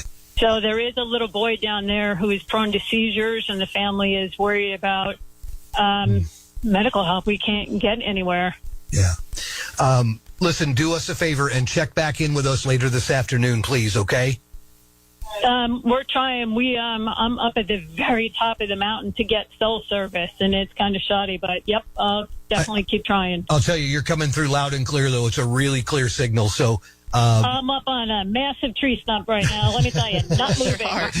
Not the most ideal place to be spending your Sunday for sure, but here we are. We'll get through it all together. Listen, like I said, please call us back and get back in touch with us I just wanted to let people know that we're here. And that is a big area of the relief operation as well. The National Guard, in their update earlier today, said they were aware of the situation there on Black Mountain and were making sure that there was special aerial surveillance of the scene, and they were considering perhaps dropping supplies directly. Hopefully we'll get more of an update on that relief operation, especially after the sun comes up later today. Another update, since we were talking about the police chief, the fire chief, let's get an update from the police chief in Asheville, who called in on Sunday as well. Hey, this is Michael M., Chief of Police of the Asheville Police Department, and calling from the Emergency Operations Center here at Station 13. That's fantastic, Michael. First of all, I know you've got to be worn out. Thank you for the job you do. How can we help? Well, yeah, thank you so much for that. We've got many first responders that are working tirelessly, basically 24/7 at this point. Some that have only had a handful of hours of sleep for the last 3 days. So just if you see a first responder out, whether that's fire, police, EMS, just thank them for being out there. Another way that you can help is by not going out unless you absolutely have to, because it's please conserve gasoline. The fuel in Asheville and the surrounding areas is extremely limited. So I know a lot of folks want to get out and kind of see things, but that creates dangerous situations and at different points, it's causing first responders to have to go from recovery and life-saving measures to help other folks. So please conserve gas. Don't come out unless you absolutely have to. If you have to come out, remember that at intersections where there is no power, that it becomes a four-way stop at that point. So each the intersections, it's just like to an intersection with 4 stop signs. So just please do not barrel through those intersections, because we've had a handful of collisions as a result of people not adhering to that 4-way stop rule. So please do that. And then just be patient. Be patient with each other. Check on neighbors. We've got cell phone service that's coming online at different points, at different places within the community, and we're starting to get an increase of volume in 911 calls from that, because of just people being frustrated and tired out there with between the water situation, the power situation, and the telephone situation. We do have a lot of assets that are en route to Asheville between water, food, and also power. So that is good news that we're getting those. We don't have a timeline yet, but as soon as we get the updates on water distribution, food distribution, and when power and water will be running water will be restored, we'll get those out as soon as we get them. Michael, I can listen in the background. I can hear the workers frantically getting things done right now. So if you're talking to somebody who feels like they're isolated and nobody knows they're there, you guys are working to get to them. So stay put. Don't get on the roadways. Like you say, some roads are impassable. And I love what you said about the traffic lights. I said, if the traffic lights are not working, that is a stop sign. That traffic light is not working. That's a stop sign, 4-way stop, no matter what. Have to be extra careful. And how are you doing? How do you feel? I mean, you've got to be. I know you're exhausted and your resources are probably stretched to the limits, but tell us how you are. Well, yeah, it is definitely tiring. It's the work has been nonstop. So as far as being able to stop and sit and really just think and process the devastation and the catastrophe that our communities experienced, like our first responders really haven't had a chance to do that, because everybody's just working between doing escorts, providing security, helping out the hospital. Everybody's just working so hard that we've not had to have time to take a breath. So it'll really, once all this slows down, that's when we'll really just have to process everything that's going on, and then start to offer support to our first responders, so that we can have a break at some point. And the good news is we've got a lot of wonderful state law enforcement agencies that are on the way to Asheville to help out. So we've also got a lot of good federal resources that are on the way, including more resources from the National Guard. So, Indy, I tell you, I really want to talk about the wonderful people that we have in our community. I have seen people get their own chainsaws and pickup trucks out and, help clear roadways, help neighbors, bring people water, bring people food, and we really have a great community of people that support each other. We've been talking about that here at iHeart Media, is that if you can venture out just to your neighbor to move a limb, move a tree, things like that, that's extra. That is taking the burden off you guys and the first responders. Anything you can do in a safe measure, not leaving your house to do this, but at least taking care of the folks around your neighborhood, that is a huge help. And that's what Western North Carolina is all about. Yes, exactly. Yes. Well, Michael, like you said, I think the biggest takeaway, what we can say, stay put. Help is on the way. Like I said, you can hear like I said, in the background, you can hear all the workers going at it. You've been at it, and even the cavalry is still on its way here to even progress this along. We can't thank you enough for the job you do. We're lifting you guys up in prayer for safety and honestly for just some rest, because we know you'll need it. Thank you, Kingston. God bless you, and thank you for giving me the time on the air, and thank you for all the support that you're giving us. Absolutely. Happy to talk to you. Thank you so much. And we're going to have an update on new information about operations at Asheville's airport. I'm Rory O'Neill, along with John Mounts, and you're listening to iHeart's ongoing coverage of the rescue and recovery from Tropical Storm Helene. WKSF-FM, Old Fort, Asheville. WQNQ-FM, Fletcher, Asheville. WQNS-FM, Woodfin, Asheville. WWNC-AM, Asheville. WPEK-AM, Fairview. WKSF HD2, Asheville. WKSF HD3, Candler. We're here connecting the community. This is iHeartRadio Asheville's continuing coverage of rescue and recovery efforts from Tropical Storm Helene. My name is Rory O'Neill. I'm joined with my counterpart, John Mounts, and this is iHeart's ongoing coverage of the rescue and recovery from Tropical Storm Helene.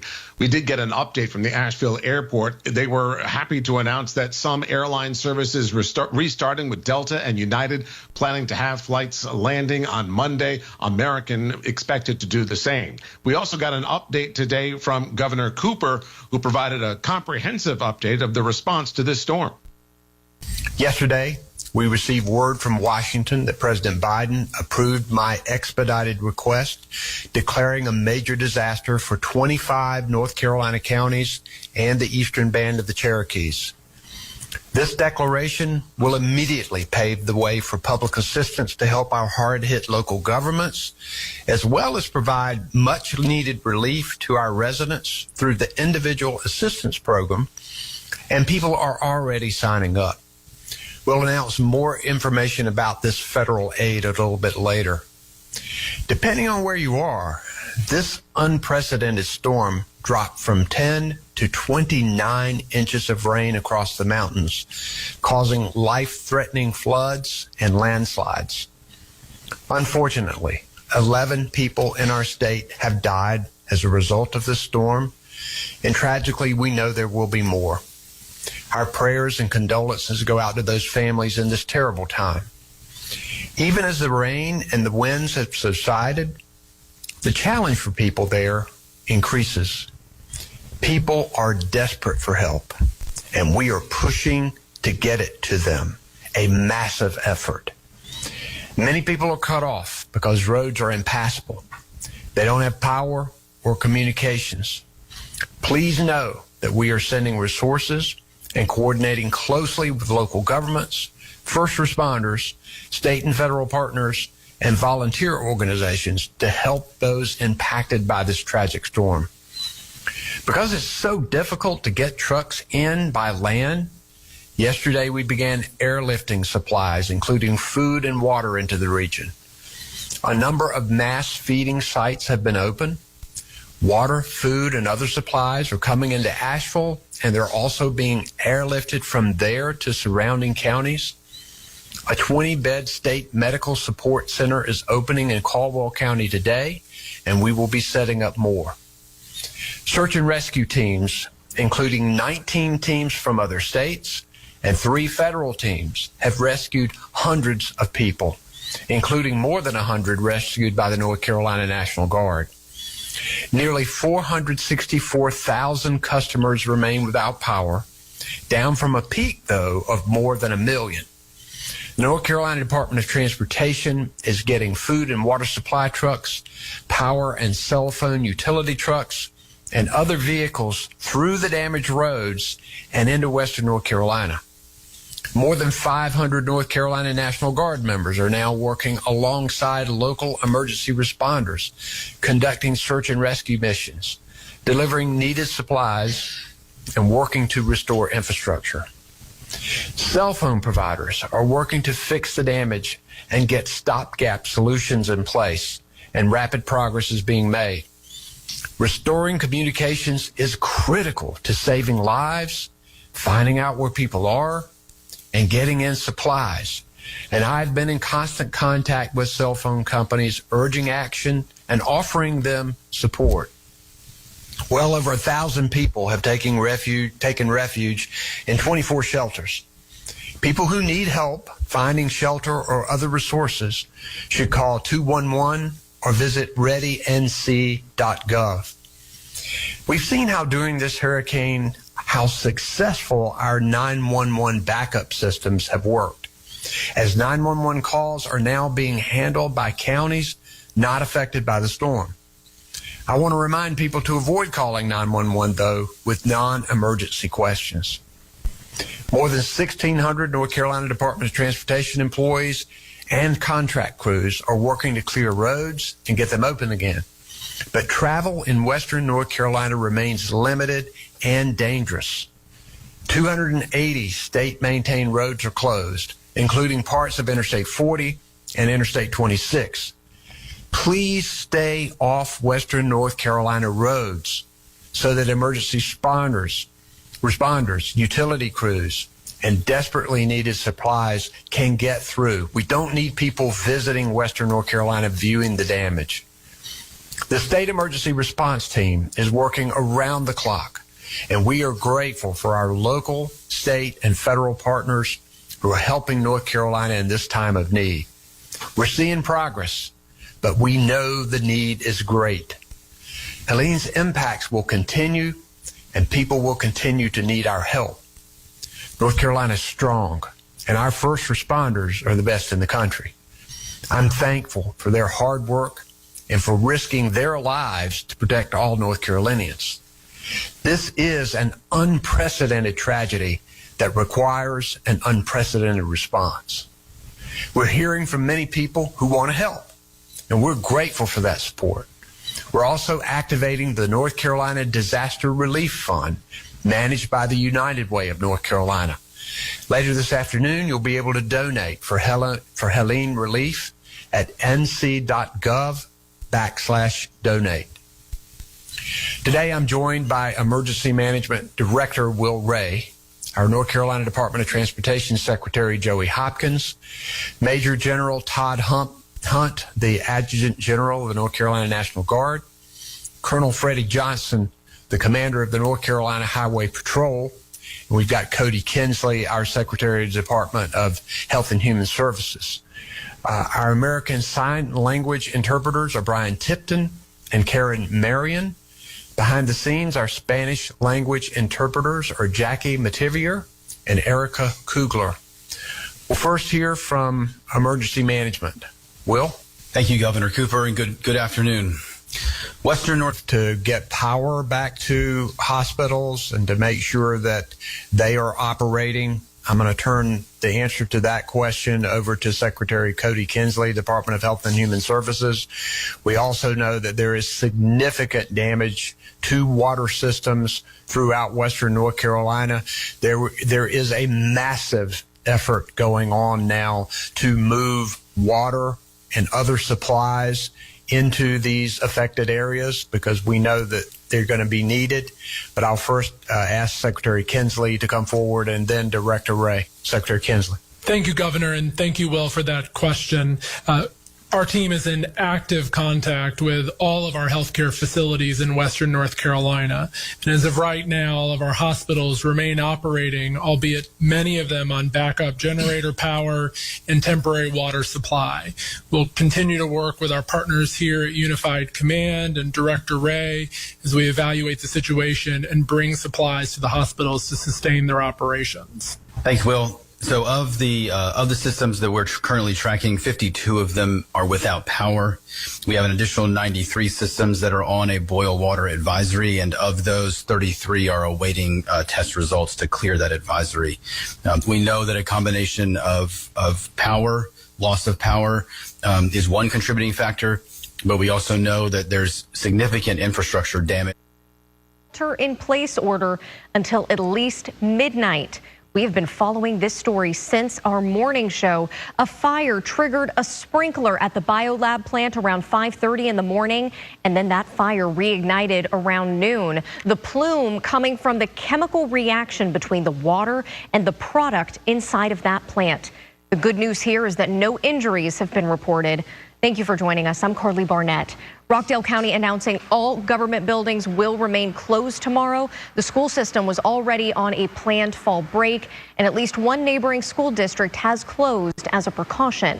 Let's get a look at the map of the evacuation zone. This was provided by local emergency officials. Take a good look here. This is an 8-square-mile area north of I-20. There are safe havens set up right now for evacuees. We have team coverage tonight from neighboring Newton County. We begin with Atlanta News First reporter Bridget Spencer. So, Bridget, what have you learned so far tonight? Well, the Newton County school system, they say they are closing just to be on the safe side here, to err on the side of caution, just in case there is something toxic in what we are seeing. And as far as we know, we just left the scene, and that plume that we saw earlier is still billowing into the sky. Cookies or water? Money for the cause. Oh, okay. Well, I appreciate it, buddy. Chris Jones and his son are doing the best they can to distract people who live in Rockdale County, all from the ongoing crisis at the nearby BioLab facility. Non-toxic water, fresh baked cookies, cute kids running around. I mean, it sells itself. Rockdale County officials say a fire broke out on the roof around 5:30 in the morning. When the sprinkler system cut on, it mixed with a water-reactive chemical, and that's what caused this large plume that you can see for miles. When we had that out, we started to offload the material, the product, and in the process of that, the fire reignited. They got the fire under control around noon Sunday, but the reaction kept going, forcing evacuations just north of I-20. And now all of Rockdale County placed under a shelter-in-place order until midnight. As a precaution, we do have EPA and EPD on scene right now, and until we get a reading of what the actual plume is, but yes, precautionary, being proactive to make sure everyone's safe. This is not the first time this facility has had trouble. This is probably the third incident of this magnitude. There are smaller incidents that occurred. Luckily, nobody was hurt, but as the cleanup process continues, 17,000 people are being told to leave home. What do you say? Thank you. The Jones family just hoping to put some smiles on faces in the midst of uncertainty. People love it. People are smiling and waving. Most of them say they've been in traffic for about an hour at this point, so they're enjoying the break from the monotony. And it seems like you will have to pack your patience. This could be an ordeal that lasts for several more hours, possibly even days. We're live in Newton County tonight. Bridget Spencer, Atlanta News First.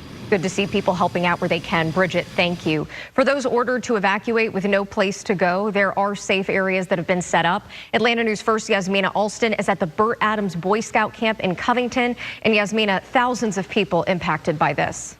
And if you aren't sheltering in place, then you were told to evacuate. And the Burt Adams Scout Camp here in Covington is one of those places where people could come until it was safe to return home. I ain't asked no more questions. I just got out and left. So I don't have anything. A quick evacuation for TJ Lamar out of her Rockdale County home after a fire at a chemical facility early Sunday morning. When the police came to our door and they knocked and was like, there's a hazard at BioLab. Lamar lives only a couple of minutes away from the BioLab plant on Old Covington Highway in Conyers, where a sprinkler malfunctioned and sprayed water on a chemical, causing a reaction. People wasn't moving fast enough. Like, It just didn't feel urgent until they started shutting down the roads and the freeways. This prompted orders for a lot of residents to evacuate and for others to shelter in place. They said that they have some issue with the spill, biological issue, around the area, and that's why I cannot, I was not allowed to go in there.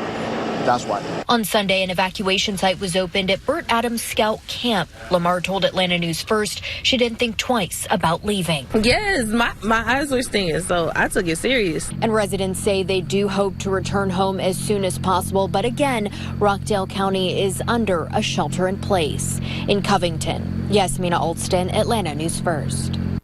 And this is a developing situation. Given that there have been some reports from small towns like Swannanoa, where the fire chief there says that entire neighborhoods are gone. Does the National Guard help with, going into neighborhoods like that where local authorities know that there are issues? And then does the National Guard also help with security, given that there are reports of looting and arguments breaking out at gas stations in western North Carolina? Yes, thank you for the question. So I answer the second question first. Yes, we have heard reports of that, but you have to remember that the state of North Carolina has a robust capability in law enforcement. So, they will probably respond before the National Guard does. To answer your second question, our mission yesterday was search and rescue. We do have some indications through, like I mentioned previously before, on Facebook, social media, or just people who are able to get a cell phone call in. And we did go out and rescue those people. The one specifically you're talking about, they were 41 people out of that neighborhood that we rescued when I mentioned Buncombe County. But we are out flying today. We were flying yesterday. And if we see somebody that needs rescuing, we have the capabilities with our aircraft and our hoist aircraft and medevac to rescue those individuals just by flying through the area. Thank you. Next question. Our next question is from Ted Hessman with Reuters. Go ahead, Ted.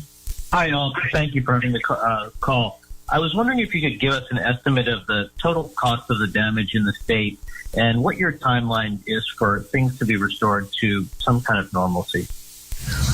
Well, first, as quickly as possible, we want to return things to normalcy, but we know that it's going to be a matter of time when you have communities that are cut off.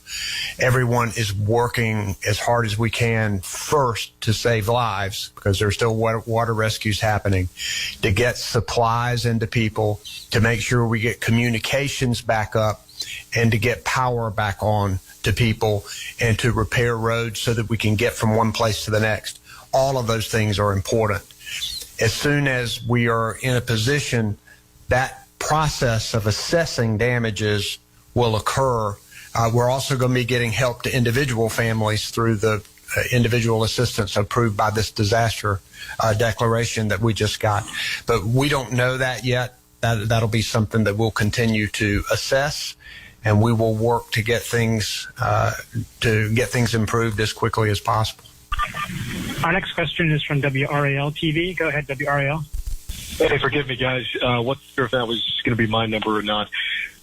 My question is related to the distribution of that food, the water, the supplies that's coming in.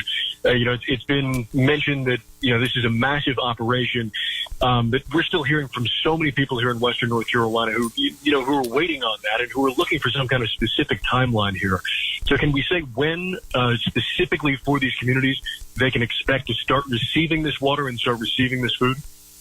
Well, first, it is happening now. These commodities are being delivered. Remember, there are a lot of places that we're having difficulty even getting to and communicating with. I'm going to turn it over to Will Ray to give you the specifics of what is happening to coordinate that effort. I think, as the governor said, we're dealing still with access issues into some communities.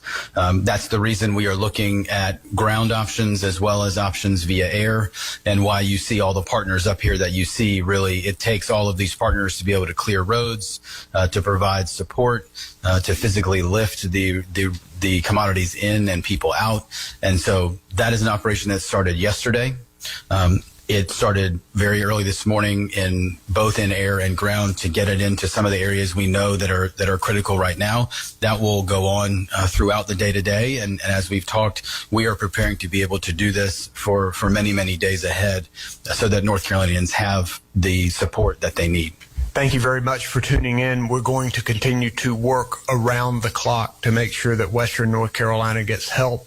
We thank everybody for their support and for their prayers. Thank you. WKSF FM, Old Fort, Asheville. WQNQ FM, Fletcher, Asheville. WQNS FM, Woodfin, Asheville. WWNC AM, Asheville. WPEK AM, Fairview. WKSF HD2, Asheville. WKSF HD3, Candler. We're here connecting the community. This is iHeartRadio Asheville's continuing coverage of rescue and recovery efforts from Tropical Storm Helene. My name is Rory O'Neill. I'm joined by my colleague, John Mounts, and you're listening to iHeart's ongoing coverage of the rescue and recovery from Tropical Storm Helene. And it is a huge, monumental task as the recovery efforts do finally start to get underway. We did get this note of a temporary closure for the Mountain Area Health Education Center. They said that while hospitals across the region are open, several healthcare practices, including Mountain Area Health Education Center, are temporarily closing. Now, they serve patients throughout Western North Carolina. They had to close all their locations for patients and staff because of damage and flooding by the storm. It's also difficult to get a hold of them right now, either on the phone or online. They are actively working to restore services. And this reminds me of a call that was placed earlier today to our team when we were discussing some of the healthcare challenges that the area is facing right now. A physician called in to explain why they can't take patients. Hi, yes, my name is Dr. Casey Wilson. I'm over here at MedVet Asheville. We're over on Brevard Road. Currently, we're not able to receive cases, and I know when I've reached out to the folks over at Veterinary Emergency Group here in Asheville on Hendersonville Road, as well as SAVES on Hendersonville Road, both their offices are currently unable to receive patients. And so I'm just trying to get the word out there for all pet owners. If you've got a baby that is desperately sick, critically injured, and you have to get them to veterinary care, the nearest facilities that I know that are available to receive for care are down in Greenville, South Carolina. Their names are Fetch in Greenville, North Carolina, VEG, VEG in North Carolina, that's short for Veterinary Emergency Group, as well as Upstate Veterinary Specialist down in Greenville, South Carolina. I know that Upstate Veterinary Specialist in Greenville is currently experiencing some issues with being able to take x-rays. And so if you feel like you have a baby that has broken leg or you're concerned for internal trauma, it may be better to go to the offices at Fetch Greenville. I'm not sure if that Veterinary Emergency Group in Greenville has those services, but it's always fair to try and give their offices a call. If you're in the Flat Rock area, just south of Hendersonville Road, I know that there also is a Western Carolina Regional Animal Hospital that is available. They're located on 205 North Highland Lake Road in Flat Rock, North Carolina. I want everybody to stay safe. If you don't need to bring your baby in, you feel like they're relatively stable, I echo everybody else's recommendations of sheltering in place if able. We're just experiencing a high number of calls, and we want to be able to provide as prompt a care as we can, but we're currently no offices in the Asheville area that I know of are able to receive these babies. So try and get care in Greenville or down in Flat Rock. And obviously, if anybody else has the information in the area, feel free to call into the radio station and see if they can get that information out. We appreciate everybody's patience. Thank you so much. We really appreciate it. And if you wouldn't mind, please stay in touch with us as the situations change throughout the next couple of days. We absolutely will. Thanks so much. We're trying to be here as quickly as we can. Take care, y'all. I know so many people are concerned about their pets during this time, but, we also have to be taking care of ourselves. One of the issues is just trying to stay out of the emergency room by doing stupid things, falling off ladders. You wouldn't believe the number of people injured by chainsaws in these kinds of recovery operations. And John, they really can be the kind of silly accident that then bogs down emergency rooms. A lot of times, and I own a chainsaw, and before I've tried to, trim things up when We have had some trees down in my yard, and I'm always concerned that I'm going to injure myself because I don't have the right protective clothing. You're supposed to wear, special pants that will jam the chainsaw if you hit your leg. You're supposed to wear eye protection, ear protection, all these things. And I'll admit I'm guilty of sometimes not wearing the protection, and sometimes you don't have those things. And it's very important that you are careful, especially in a time like this where it's going to be difficult to get to a hospital. The hospital might not have what they need to take care of you as well. So yes, you should definitely be mindful of all of that if you're going to try and use any power equipment to get the trees off of your road. Right, and that also means closed-toed shoes. You wouldn't believe the number of people still in flip-flops out there, even in these conditions. I know the flooding, but still, closed-toed shoes, please, and gloves whenever you can. The sturdier, the better, especially when you're handling some of that debris. If you're cutting out some drywall that got soaked, if you are tossing out some insulation, you don't know what nails are floating around in there. Suddenly it ends up to a trip trying to get across town to the hospital for a quick visit to the ER. For something silly that could have been avoided. So really try to use all the care possible on doing these cleanup jobs, because you don't want to have that unnecessary trip to an urgent care center to try to deal with something that could have been avoided. Another conversation we had earlier today came with Michael Brown. Remember him? He was the point man as we recovered from Hurricane Katrina in the New Orleans area. A former director of FEMA, now part of the iHeart family. Michael joined us earlier Sunday afternoon. Michael Brown is with us, and good afternoon, Michael. Thanks so much for spending some time with us. We just heard Governor Cooper there talking about the response and the federal response as to what is happening. From your perspective, how is this response unfolding so far? Frankly, first, all of my heartfelt prayers go out to everyone that's been devastated by this storm. And I want to make a comment. As I told your listeners last night, people who have been affected by this disaster are in shock. They've either totally lost their homes have been flooded, or they don't know because they weren't at home, and they can't get back into the area. So people's mental state is one of a psychological shock. And why do I point that out? Because people will go through a cycle of grief. I mean, it's just like having lost a loved one.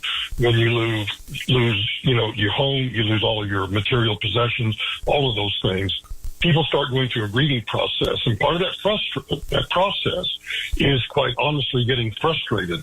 And I'm glad I called in just a little bit early so I could hear some of the commentary about the logistics that's going on. Because let's first talk about individuals themselves. The advice that I would give to everyone listening is the same advice that I gave to firefighters and rescue workers on September 11th. The same advice that I gave to rescue workers and firefighters and the Coast Guard and everybody during Hurricane Katrina is you must first take care of yourself. And even though you may have lost your home, you don't know what's going on, make certain that you find shelter, someplace where you can, either through the Salvation Army, Baptist Men's Association, Franklin Graham's group, any number of nonprofit organizations that will set up shelters, feeding places. Please, first take care of yourself, because if you don't get rest, which I know is difficult to do, but if you don't get rest, if you don't take care of your nutritional requirements, then you're not going to be able to deal psychologically with this horrific disaster that's occurred in Asheville. So that's my first advice. And if you do that, that will help you better understand and deal with the truly logistical nightmare that the National Guard, local officials, whether it be firefighters or first responders, whomever they are, they're facing a logistical nightmare. I heard some conversation about, getting food and getting supplies in certain areas, and they're still working on the 5 W's, who, what, where, when, and why of how to do that. Well, let me explain why they're doing that. They're doing that because, for example, even though we have, some of the greatest military equipment in the world, Black Hawk helicopter, if it doesn't have a place to land, or a Chinook doesn't have a place to land, they can't necessarily get those supplies, whether it be food, shelter, whatever, into those disaster areas. Because, for example, if they just airdrop them, that does no good because it lands in an area where there are no people that know how or have the expertise to set up those feeding stations or to set up that. So they're going through this nightmare of how do we clear roads, for example, to get vehicles into a disaster area? How do we get those vehicles in so we can create an LZ, a landing zone for the helicopters? So all of that is frustrating because the people who have been affected are looking for help right now. And that help is coming. I mean, the cavalry's on the way, but they have to get there, and getting there can be yeoman's work. That can be like trying to get through a combat zone. Roads, bridges are blocked, washed away. Electrical lines are down. I mean, I'm painting the picture that everyone sees, but I'm just telling you as an objective observer that it's going to take time for all of that to happen. And so you must first take care of yourself while all of these people who are outside the disaster zone are trying to get all of the food and shelter and everything that they need in. Right. Help those of you who are listening on, hopefully listening on a transistor radio, or if you have internet, however you're listening. I just encourage you to first take care of yourselves, because these first responders, I know them all well, and they will walk over fire to get you help. But walking over fire takes time. Yeah. And so that's my best advice to folks right now. Michael, when you look at the caliber of this catastrophe, because that's the only way one can label this as a catastrophe, in comparison to what we normally see when a hurricane hits Florida or something like that, this seems like it is just exponentially worse, mainly because of the geography and all of the Mother Nature related things that we're having to kind of combat against to get in. That makes putting up power lines harder. It makes getting to fiber optics harder. Obviously, with these rivers and creeks, it makes it even more so.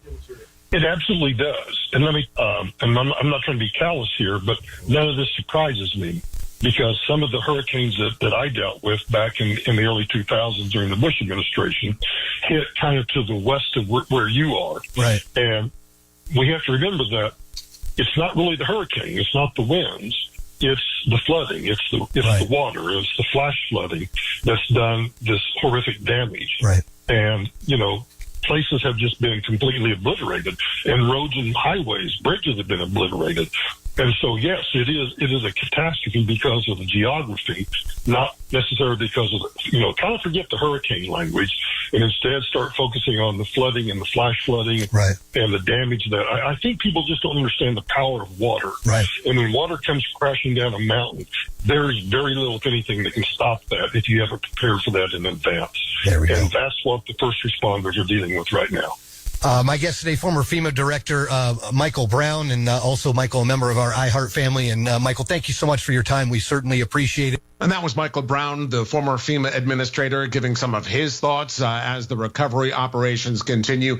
We'll have a report about the situation unfolding in Haywood County as we roll on here. My name is Rory O'Neill. I'm joined with John Mounts, and you're listening to iHeart's ongoing coverage of the rescue and recovery from Tropical Storm Helene. WKSF-FM, Old Fort, Asheville. WQNQ-FM, Fletcher, Asheville. WQNS-FM, Woodfin, Asheville. WWNC-AM, Asheville. WPEK-AM, Fairview. WKSF-HD2, Asheville. WKSF-HD3, Candler. We're here connecting the community.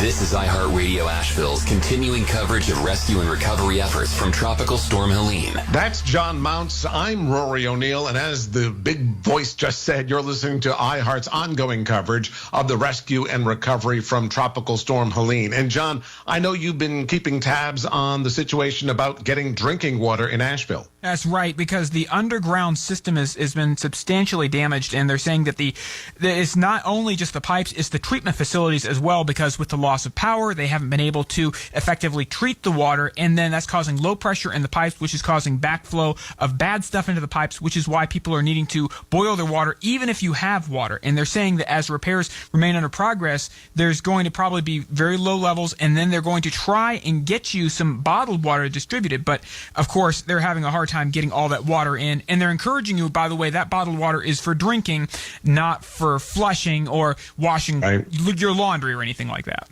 Good point. And I know we've been focusing a lot on Asheville this past hour, so let's expand things a little bit, going to Haywood County and getting an update of the situation there from PIO Allison Richmond. And joining me tonight for a evening update from Haywood County Public Information Officer Allison Richmond. And Allison, really good to hear your voice again tonight.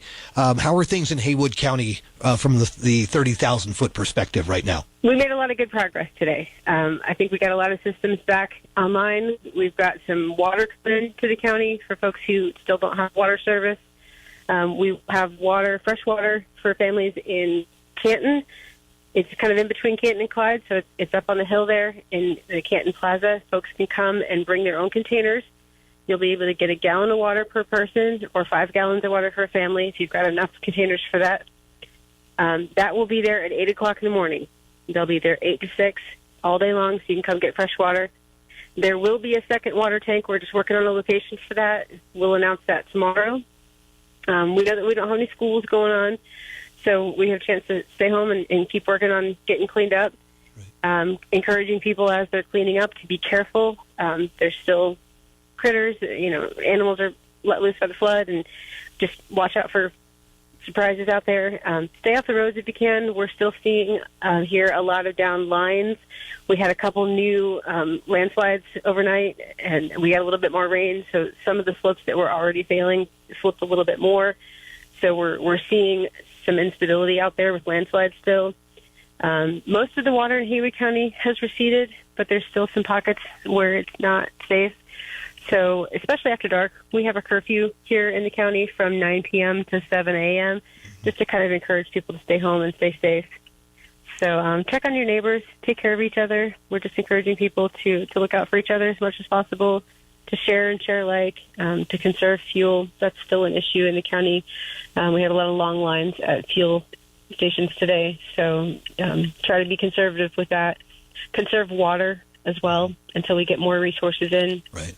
Haywood County is under a boil water alert, so if you're able to boil that water, keep it safe. Try not to drink anything that's unsafe until we can get the systems back up and running. But I think we made a lot of good progress on infrastructure issues today, and I think we'll continue to see that improve little by little over time. Allison, as far as supplies getting into Haywood County, how is that supply chain working for you right now? It's starting to come together. We got one water truck up and running. There's another one that has arrived, and it needs to be upfitted so we can use it. That'll be in place tomorrow.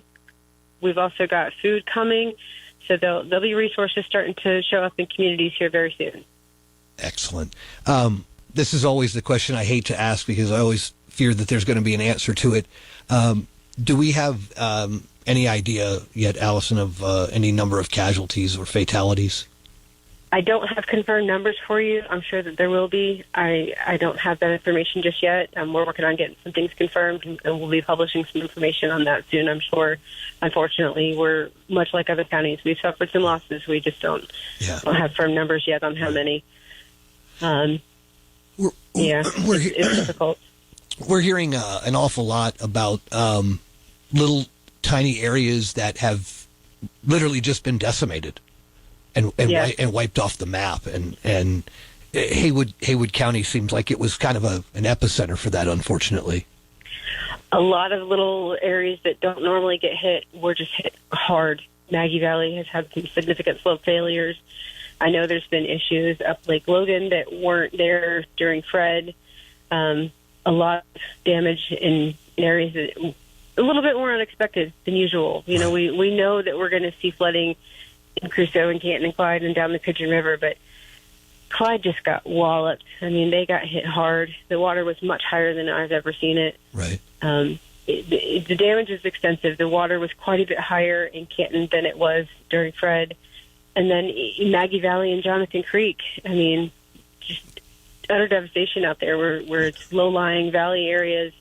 The water just came up so fast. Right. And we're only just now kind of getting a handle on what we're seeing as teams come back from the field to give us reports on what they're experiencing. Right. So let me just kind of ask you just one more question here. How are you doing? Mm-hmm. It's been a struggle. I'm not going to lie. I had a moment today. I haven't seen my best friend in days, and I was really worried about how they were doing. And I knew that she was safe where she was, but I laid eyes on her for the first time. And, you just have those emotional moments where you reconnect with somebody, and everybody's having it. Just to hug somebody familiar and, be seen for a moment, as outside of what you're trying to get accomplished. It was... Yeah, I know. It was good. I heard my wife's voice for the first time and my son's voice for the first time today as well. It was, it's one of those things, and it's like I knew they were okay, but it's like you want to just put eyes on things and make sure that it's okay. Allison, thank you so much for all you have done and all your team is doing. I know it is a monumental undertaking because it's an absolute catastrophe that has hit Western North Carolina, and it reshapes this region. Absolutely. It really does. I don't think any of us quite have a way to wrap our heads around.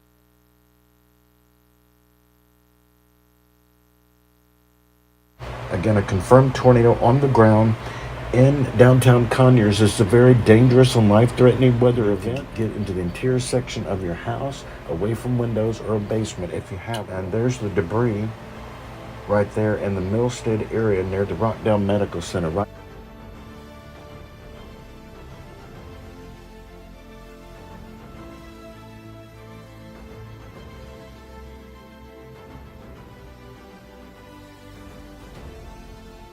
Channel 1 Atlanta.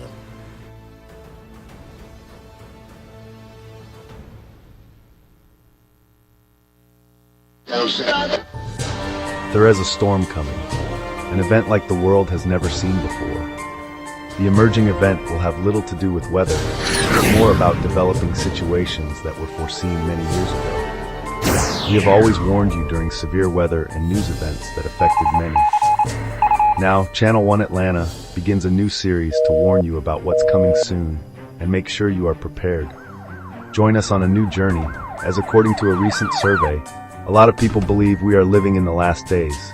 Current news events show us now more than ever. In history, time is setting the stage for the coming storm, a new series, now playing only on Channel 1 Atlanta.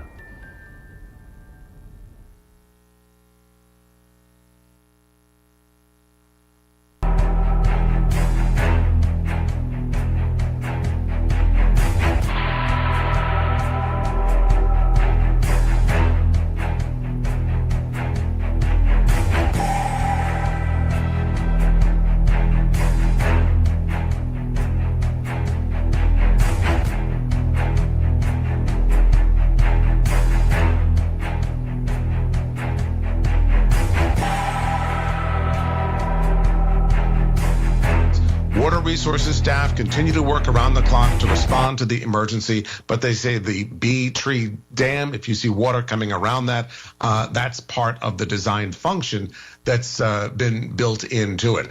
And some other things to pass along: free bottled water, speaking of water, should be available again today or Monday at the Fresh Market parking lot. That's the store of the Fresh Market supermarkets, so keep that in mind.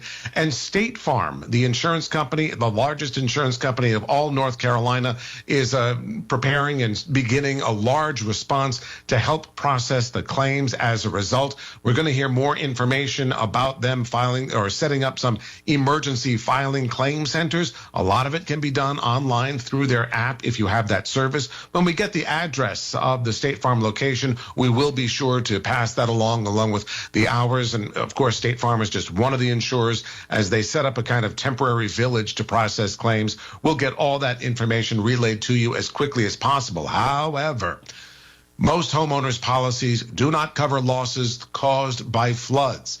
That coverage is not included in standard home insurance policies. Flood insurance, purchased through the National Flood Insurance Program, that provides your flood insurance. Now, whether or not this is classified as hurricane/tropical storm damage or flood damage, that's something you're going to have to argue about, probably for, well, let's just say prepare to have an argument about what exactly caused some of this flooding. John Mounts and I will be back for another hour as iHeart's ongoing coverage of the rescue and recovery of Tropical Storm Helene continues. WKSF-FM, Old Fort, Asheville. WQNQ-FM, Fletcher, Asheville. WQNS-FM, Woodfin, Asheville. WWNC-AM, Asheville. WPEK-AM, Fairview. WKSF-HD2, Asheville. WKSF-HD3, Candler. We're here connecting the community. This is iHeartRadio Asheville's continuing coverage of rescue and recovery efforts from Tropical Storm Helene. I'm Rory O'Neill, and I'm joined by my colleague, John Mounts, and this is iHeart's ongoing coverage of the rescue and recovery of Tropical Storm Helene. Of course, everyone wants to know, when are the lights coming back on? That, of course, is going to be the big challenge, and it may be days and days, perhaps weeks, to get power restored in some locations. And, John, I know you've been looking at a lot of the numbers that are going in the right direction. You know, more people are getting their power back, but still, a lot of people in western North Carolina are still in the dark. That's right. And Rory, it tends to go, what's interesting is sometimes you'll have a situation where power is restored, then they take it away again, because what's happening is they restore it to one area, they realize there's problems, so they have to de-energize to work safely. I spoke with Duke Energy yesterday about this, and the person I spoke to said that's a very common occurrence, and unfortunately it looks like power is not going to be restored, a lot of it, until they say no later than Friday evening. Now that's, 5 days away. So we're obviously, hoping for sooner, and some places will be sooner, but some places not. Yeah, and keep in mind as well, as they're surging thousands and thousands, I think nearly 20,000 Duke Energy workers alone from across the country are coming in. But this is also a crisis now unfolding still in I think 10 states in all are still recovering from Hurricane or Tropical Storm Helene. Florida is still dealing with 250,000 people without power. Georgia's got another 500,000 without power. Even Virginia had 100,000 without power. Indiana, 10,000 without power. So just to give you a rough idea as to how all the different states are trying to grapple with this. And as the good thing is that as they wrap up those repairs in Kentucky and Indiana and West Virginia, a lot of those resources then get sent to the Asheville area to try to speed up repairs. But we've heard from Rory. I was going to run over these numbers real fast, because this is sure. I'm just looking at this, incredible. In Buncombe County, 64%. This is as of noon today. 64% of customers are still without power, but Burke County 75%, and in Henderson County, get this, 100%. That's 69,000 people are without power according to their estimates. Rutherford, 90% without power. And I know a lot of people are also running generators. That's been the other issue with so many people trying to get gas, is to try to keep the generators going. Just use the generator sparingly. It's not hot out. You're not running air conditioning. But if you just run the refrigerator a few hours at a time, a couple times a day, rather than have that thing going all night long when you don't really need it, you're going to save yourself a lot of gas, and you'll save the frustration of the neighbors who get angered by that generator humming along all night. But those generators also, there are a lot of resources available to people with generators, as we heard from Mike in Greer, South Carolina. I just want to call in and give a couple updates real quick and let people know that live here in Greer, South Carolina. Gas is up and going. Going to be waiting a little bit, time, stuff like that. But one of my friends just posted also that the Greer Home Depot in Greer just got a truckload of generators. Okay. So letting people know that are without power, stuff like that. So. All right, thank you, sir. We appreciate your call. Yes, thank you so much. Be safe out there. Problem. Yeah. And Rory, I wanted to bring something up while we're talking about generators, because we've already seen deaths from people who are attempting to use their generator in their homes. And people think, well, I won't put it in my living room, but I'll run it, say, in the garage with the garage door open. Right. But that's still not enough, because if your garage is, say, underneath your house, that exhaust still builds up. That carbon monoxide will go into other parts of your house, and you can pass away without even realizing that you're being exposed to those fumes. Right, that gas has no odor and it is deadly, which is why the rule is you should keep the generator 20 feet from the house and not near any open windows either. You don't want that carbon monoxide blowing into the house. So if you are using a generator, make sure it is at least 20 feet away from the house. That's a pretty good distance, but really that is a measure for safety. And you should have a carbon monoxide detector in the home whenever you are running a generator. Every time there's a crisis like this and people use these generators, the story comes up every time that one member of the family, 2, 3 whole households of people have been killed or at least gotten very, very sick as a result of carbon monoxide poisoning. So that's something else to always be careful of and use those things like chainsaws, as we were talking about, use them with great care. But there's also a more modern issue that's been coming up, and I think we've seen it a lot with Hurricane Helene and the way that it hit Florida, and that is the dangers posed by EVs when we see all this flooding. So that's something else you have to look out for. Michael Moody had an update for people who have electric vehicles. My name is Michael Moody. I'm in Canton, North Carolina. Michael, how are things looking over in Canton? It's definitely worse than it was in Fred, that's for sure. My wife and I, we went out last night, and so, we drive electric vehicles, and I haven't heard you talk about that. So I wanted to let everybody know that the superchargers over by the Asheville outlets are up and running, and also the ones over at the Long Shoals Road, those are also up and running. Okay. I can't speak to the ones over in Hendersonville. Also, I don't know if you know anything about, there's this, it's called the Disaster Resource Group. They were staging hundreds of trailers over by the Asheville outlets.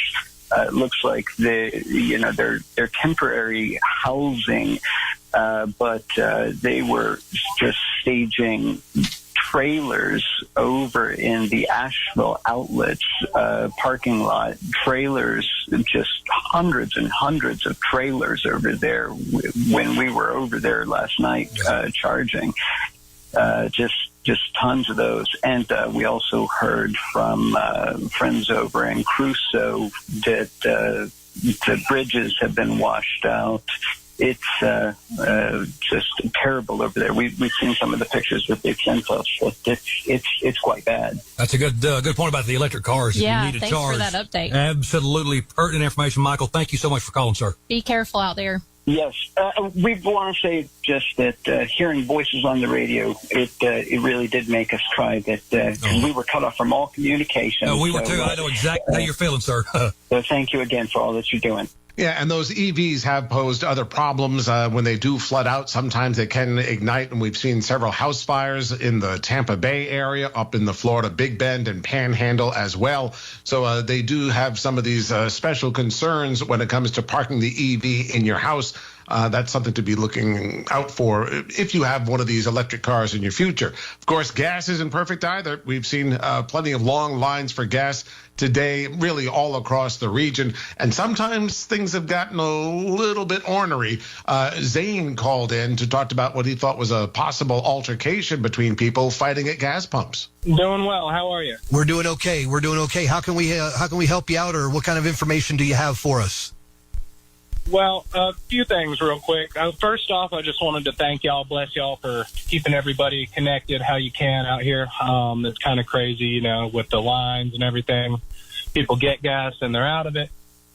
There's one ATM up here by Apollo Flame. If you don't have cash and you need cash, get there quick. Also at the Shell over here on Bard Road across from Taco Bell about 30 minutes ago, it looks like somebody was shot over an altercation in the gas pumps. Oh, jeez. So, yeah, that's just getting taken care of. There's still some cops, but the ambulance has already left. Tell me that location again. The Brevard Road Shell, beside from Ingles, across from Taco Bell. I got you. Okay. So yeah, there's a lot of traffic out here, including what was already out here. So I mean, if you don't have to come out, don't come out, as y'all were saying. But for anybody who needs like emergency repair or anything, I also run a handyman service. Feel free to reach out to Handy Hippie Services. I'll do what I can to help, and I'm not going to charge an arm and a leg either. Yeah, so a lot of people from the region reaching out to help one another when they can as well. People offering their services at this time when a lot of people could use some help. And he did mention law enforcement getting involved there. A couple of things I wanted to pass along. The North Carolina Sheriff's Association confirmed that 2 deputies in western North Carolina died as a result of the flooding and hazardous conditions caused by Hurricane Helene. They put on a message on social media saying in the wake of this devastating storm, a deputy from the Macon County Sheriff's Office and a deputy from the Madison County Sheriff's Office were tragically killed in raging floodwaters. In the social media post, they said, "We ask that you keep the families, friends, and colleagues of these deputies, as well as the entirety of Western North Carolina, in your thoughts and prayers during this unfathomable and difficult time." Earlier today, the sheriff in Buncombe County did confirm that the death toll had risen to 30 people now confirmed dying across the region, a number that perhaps could rise in the days ahead. And another update from the county, they said if you are in a position to help, if you have donations, some equipment you may have, or if you have questions about specific needs, you can email the county at Helene Donations, with an S, Helene Donations at buncombecounty.org. Or if you have time, if maybe you've got power at your home, maybe you came through scot-free and you have time to volunteer, you can also email Helene Volunteers, with an S, Helene Volunteers at buncombecounty.org. So 2 email addresses to keep in mind as the recovery from this moves forward. And we are seeing more food operations standing up at Bear's Smokehouse. The World Central Kitchen set up a free food giveaway on Sunday afternoon. I'm sure they'll be back again on Monday, and we'll be sure to update any additional addresses that they have for food distribution points throughout the region. Coming up next, we'll play back the press conference from the county earlier on Sunday afternoon for the latest information on the recovery operations. I'm Rory O'Neill. I'm joined by John Mounts, and you're listening to iHeart's ongoing coverage of the rescue and recovery from Tropical Storm Helene. WKSF FM, Old Fort, Asheville. WQNQ FM, Fletcher, Asheville. WQNS FM, Woodfin, Asheville. WWNC AM, Asheville. WPEK AM, Fairview. WKSF HD2, Asheville. WKSF HD3, Candler. We're here connecting the community. This is iHeartRadio Asheville's continuing coverage of rescue and recovery efforts from Tropical Storm Helene. I'm Rory O'Neill. I'm joined by John Mounts, and you're listening to iHeart's ongoing coverage of the rescue and recovery from Tropical Storm Helene. Buncombe County held a press briefing on Sunday afternoon to give us the latest information on the recovery operation. We wanted to share it with you now in its entirety. We are here today at a 4 p.m. media briefing, September 29th. We have representatives from Buncombe County government, Black Mountain, Asheville City Schools. I believe Maggie's on the call. Her connection was a bit spotty, so if she drops off, we'll have her on at the 10 a.m. tomorrow morning. We also have Bill Norton with Duke Energy and Sheriff Miller. To get us started today, we will start with remarks from County Manager Avril Pender. Thank you, Stacey. Good afternoon. Buncombe County, let me start by saying that we hear you. We need food and we need water. My staff has been making every request possible to the state for support, and we've been working with every single organization that has reached out. My promise to you is that we are very close, and you'll have more information before the end of the day. We also know that cell service is key to easing the hearts and minds of our loved ones. We are happy to share that as a stopgap, the City of Asheville has partnered with Verizon to set up a temporary satellite cell tower in the parking lot of 35 Woodfin Street. This tower will offer an opportunity for a limited cell reception within several city blocks of where it is parked. Again, that is 35 Woodfin Street, and it would give cell reception within several city blocks of where it is parked. So thanks to our partner at the City of Asheville. There's a danger of more landslides today. Go to a designated public shelter if you have been told to evacuate or you feel it is unsafe to remain in your home. Our search and rescue crews are continuing to work. We know that we have areas in Fairview, Black Mountain, Swannanoa, and Barnersville where the devastation is on.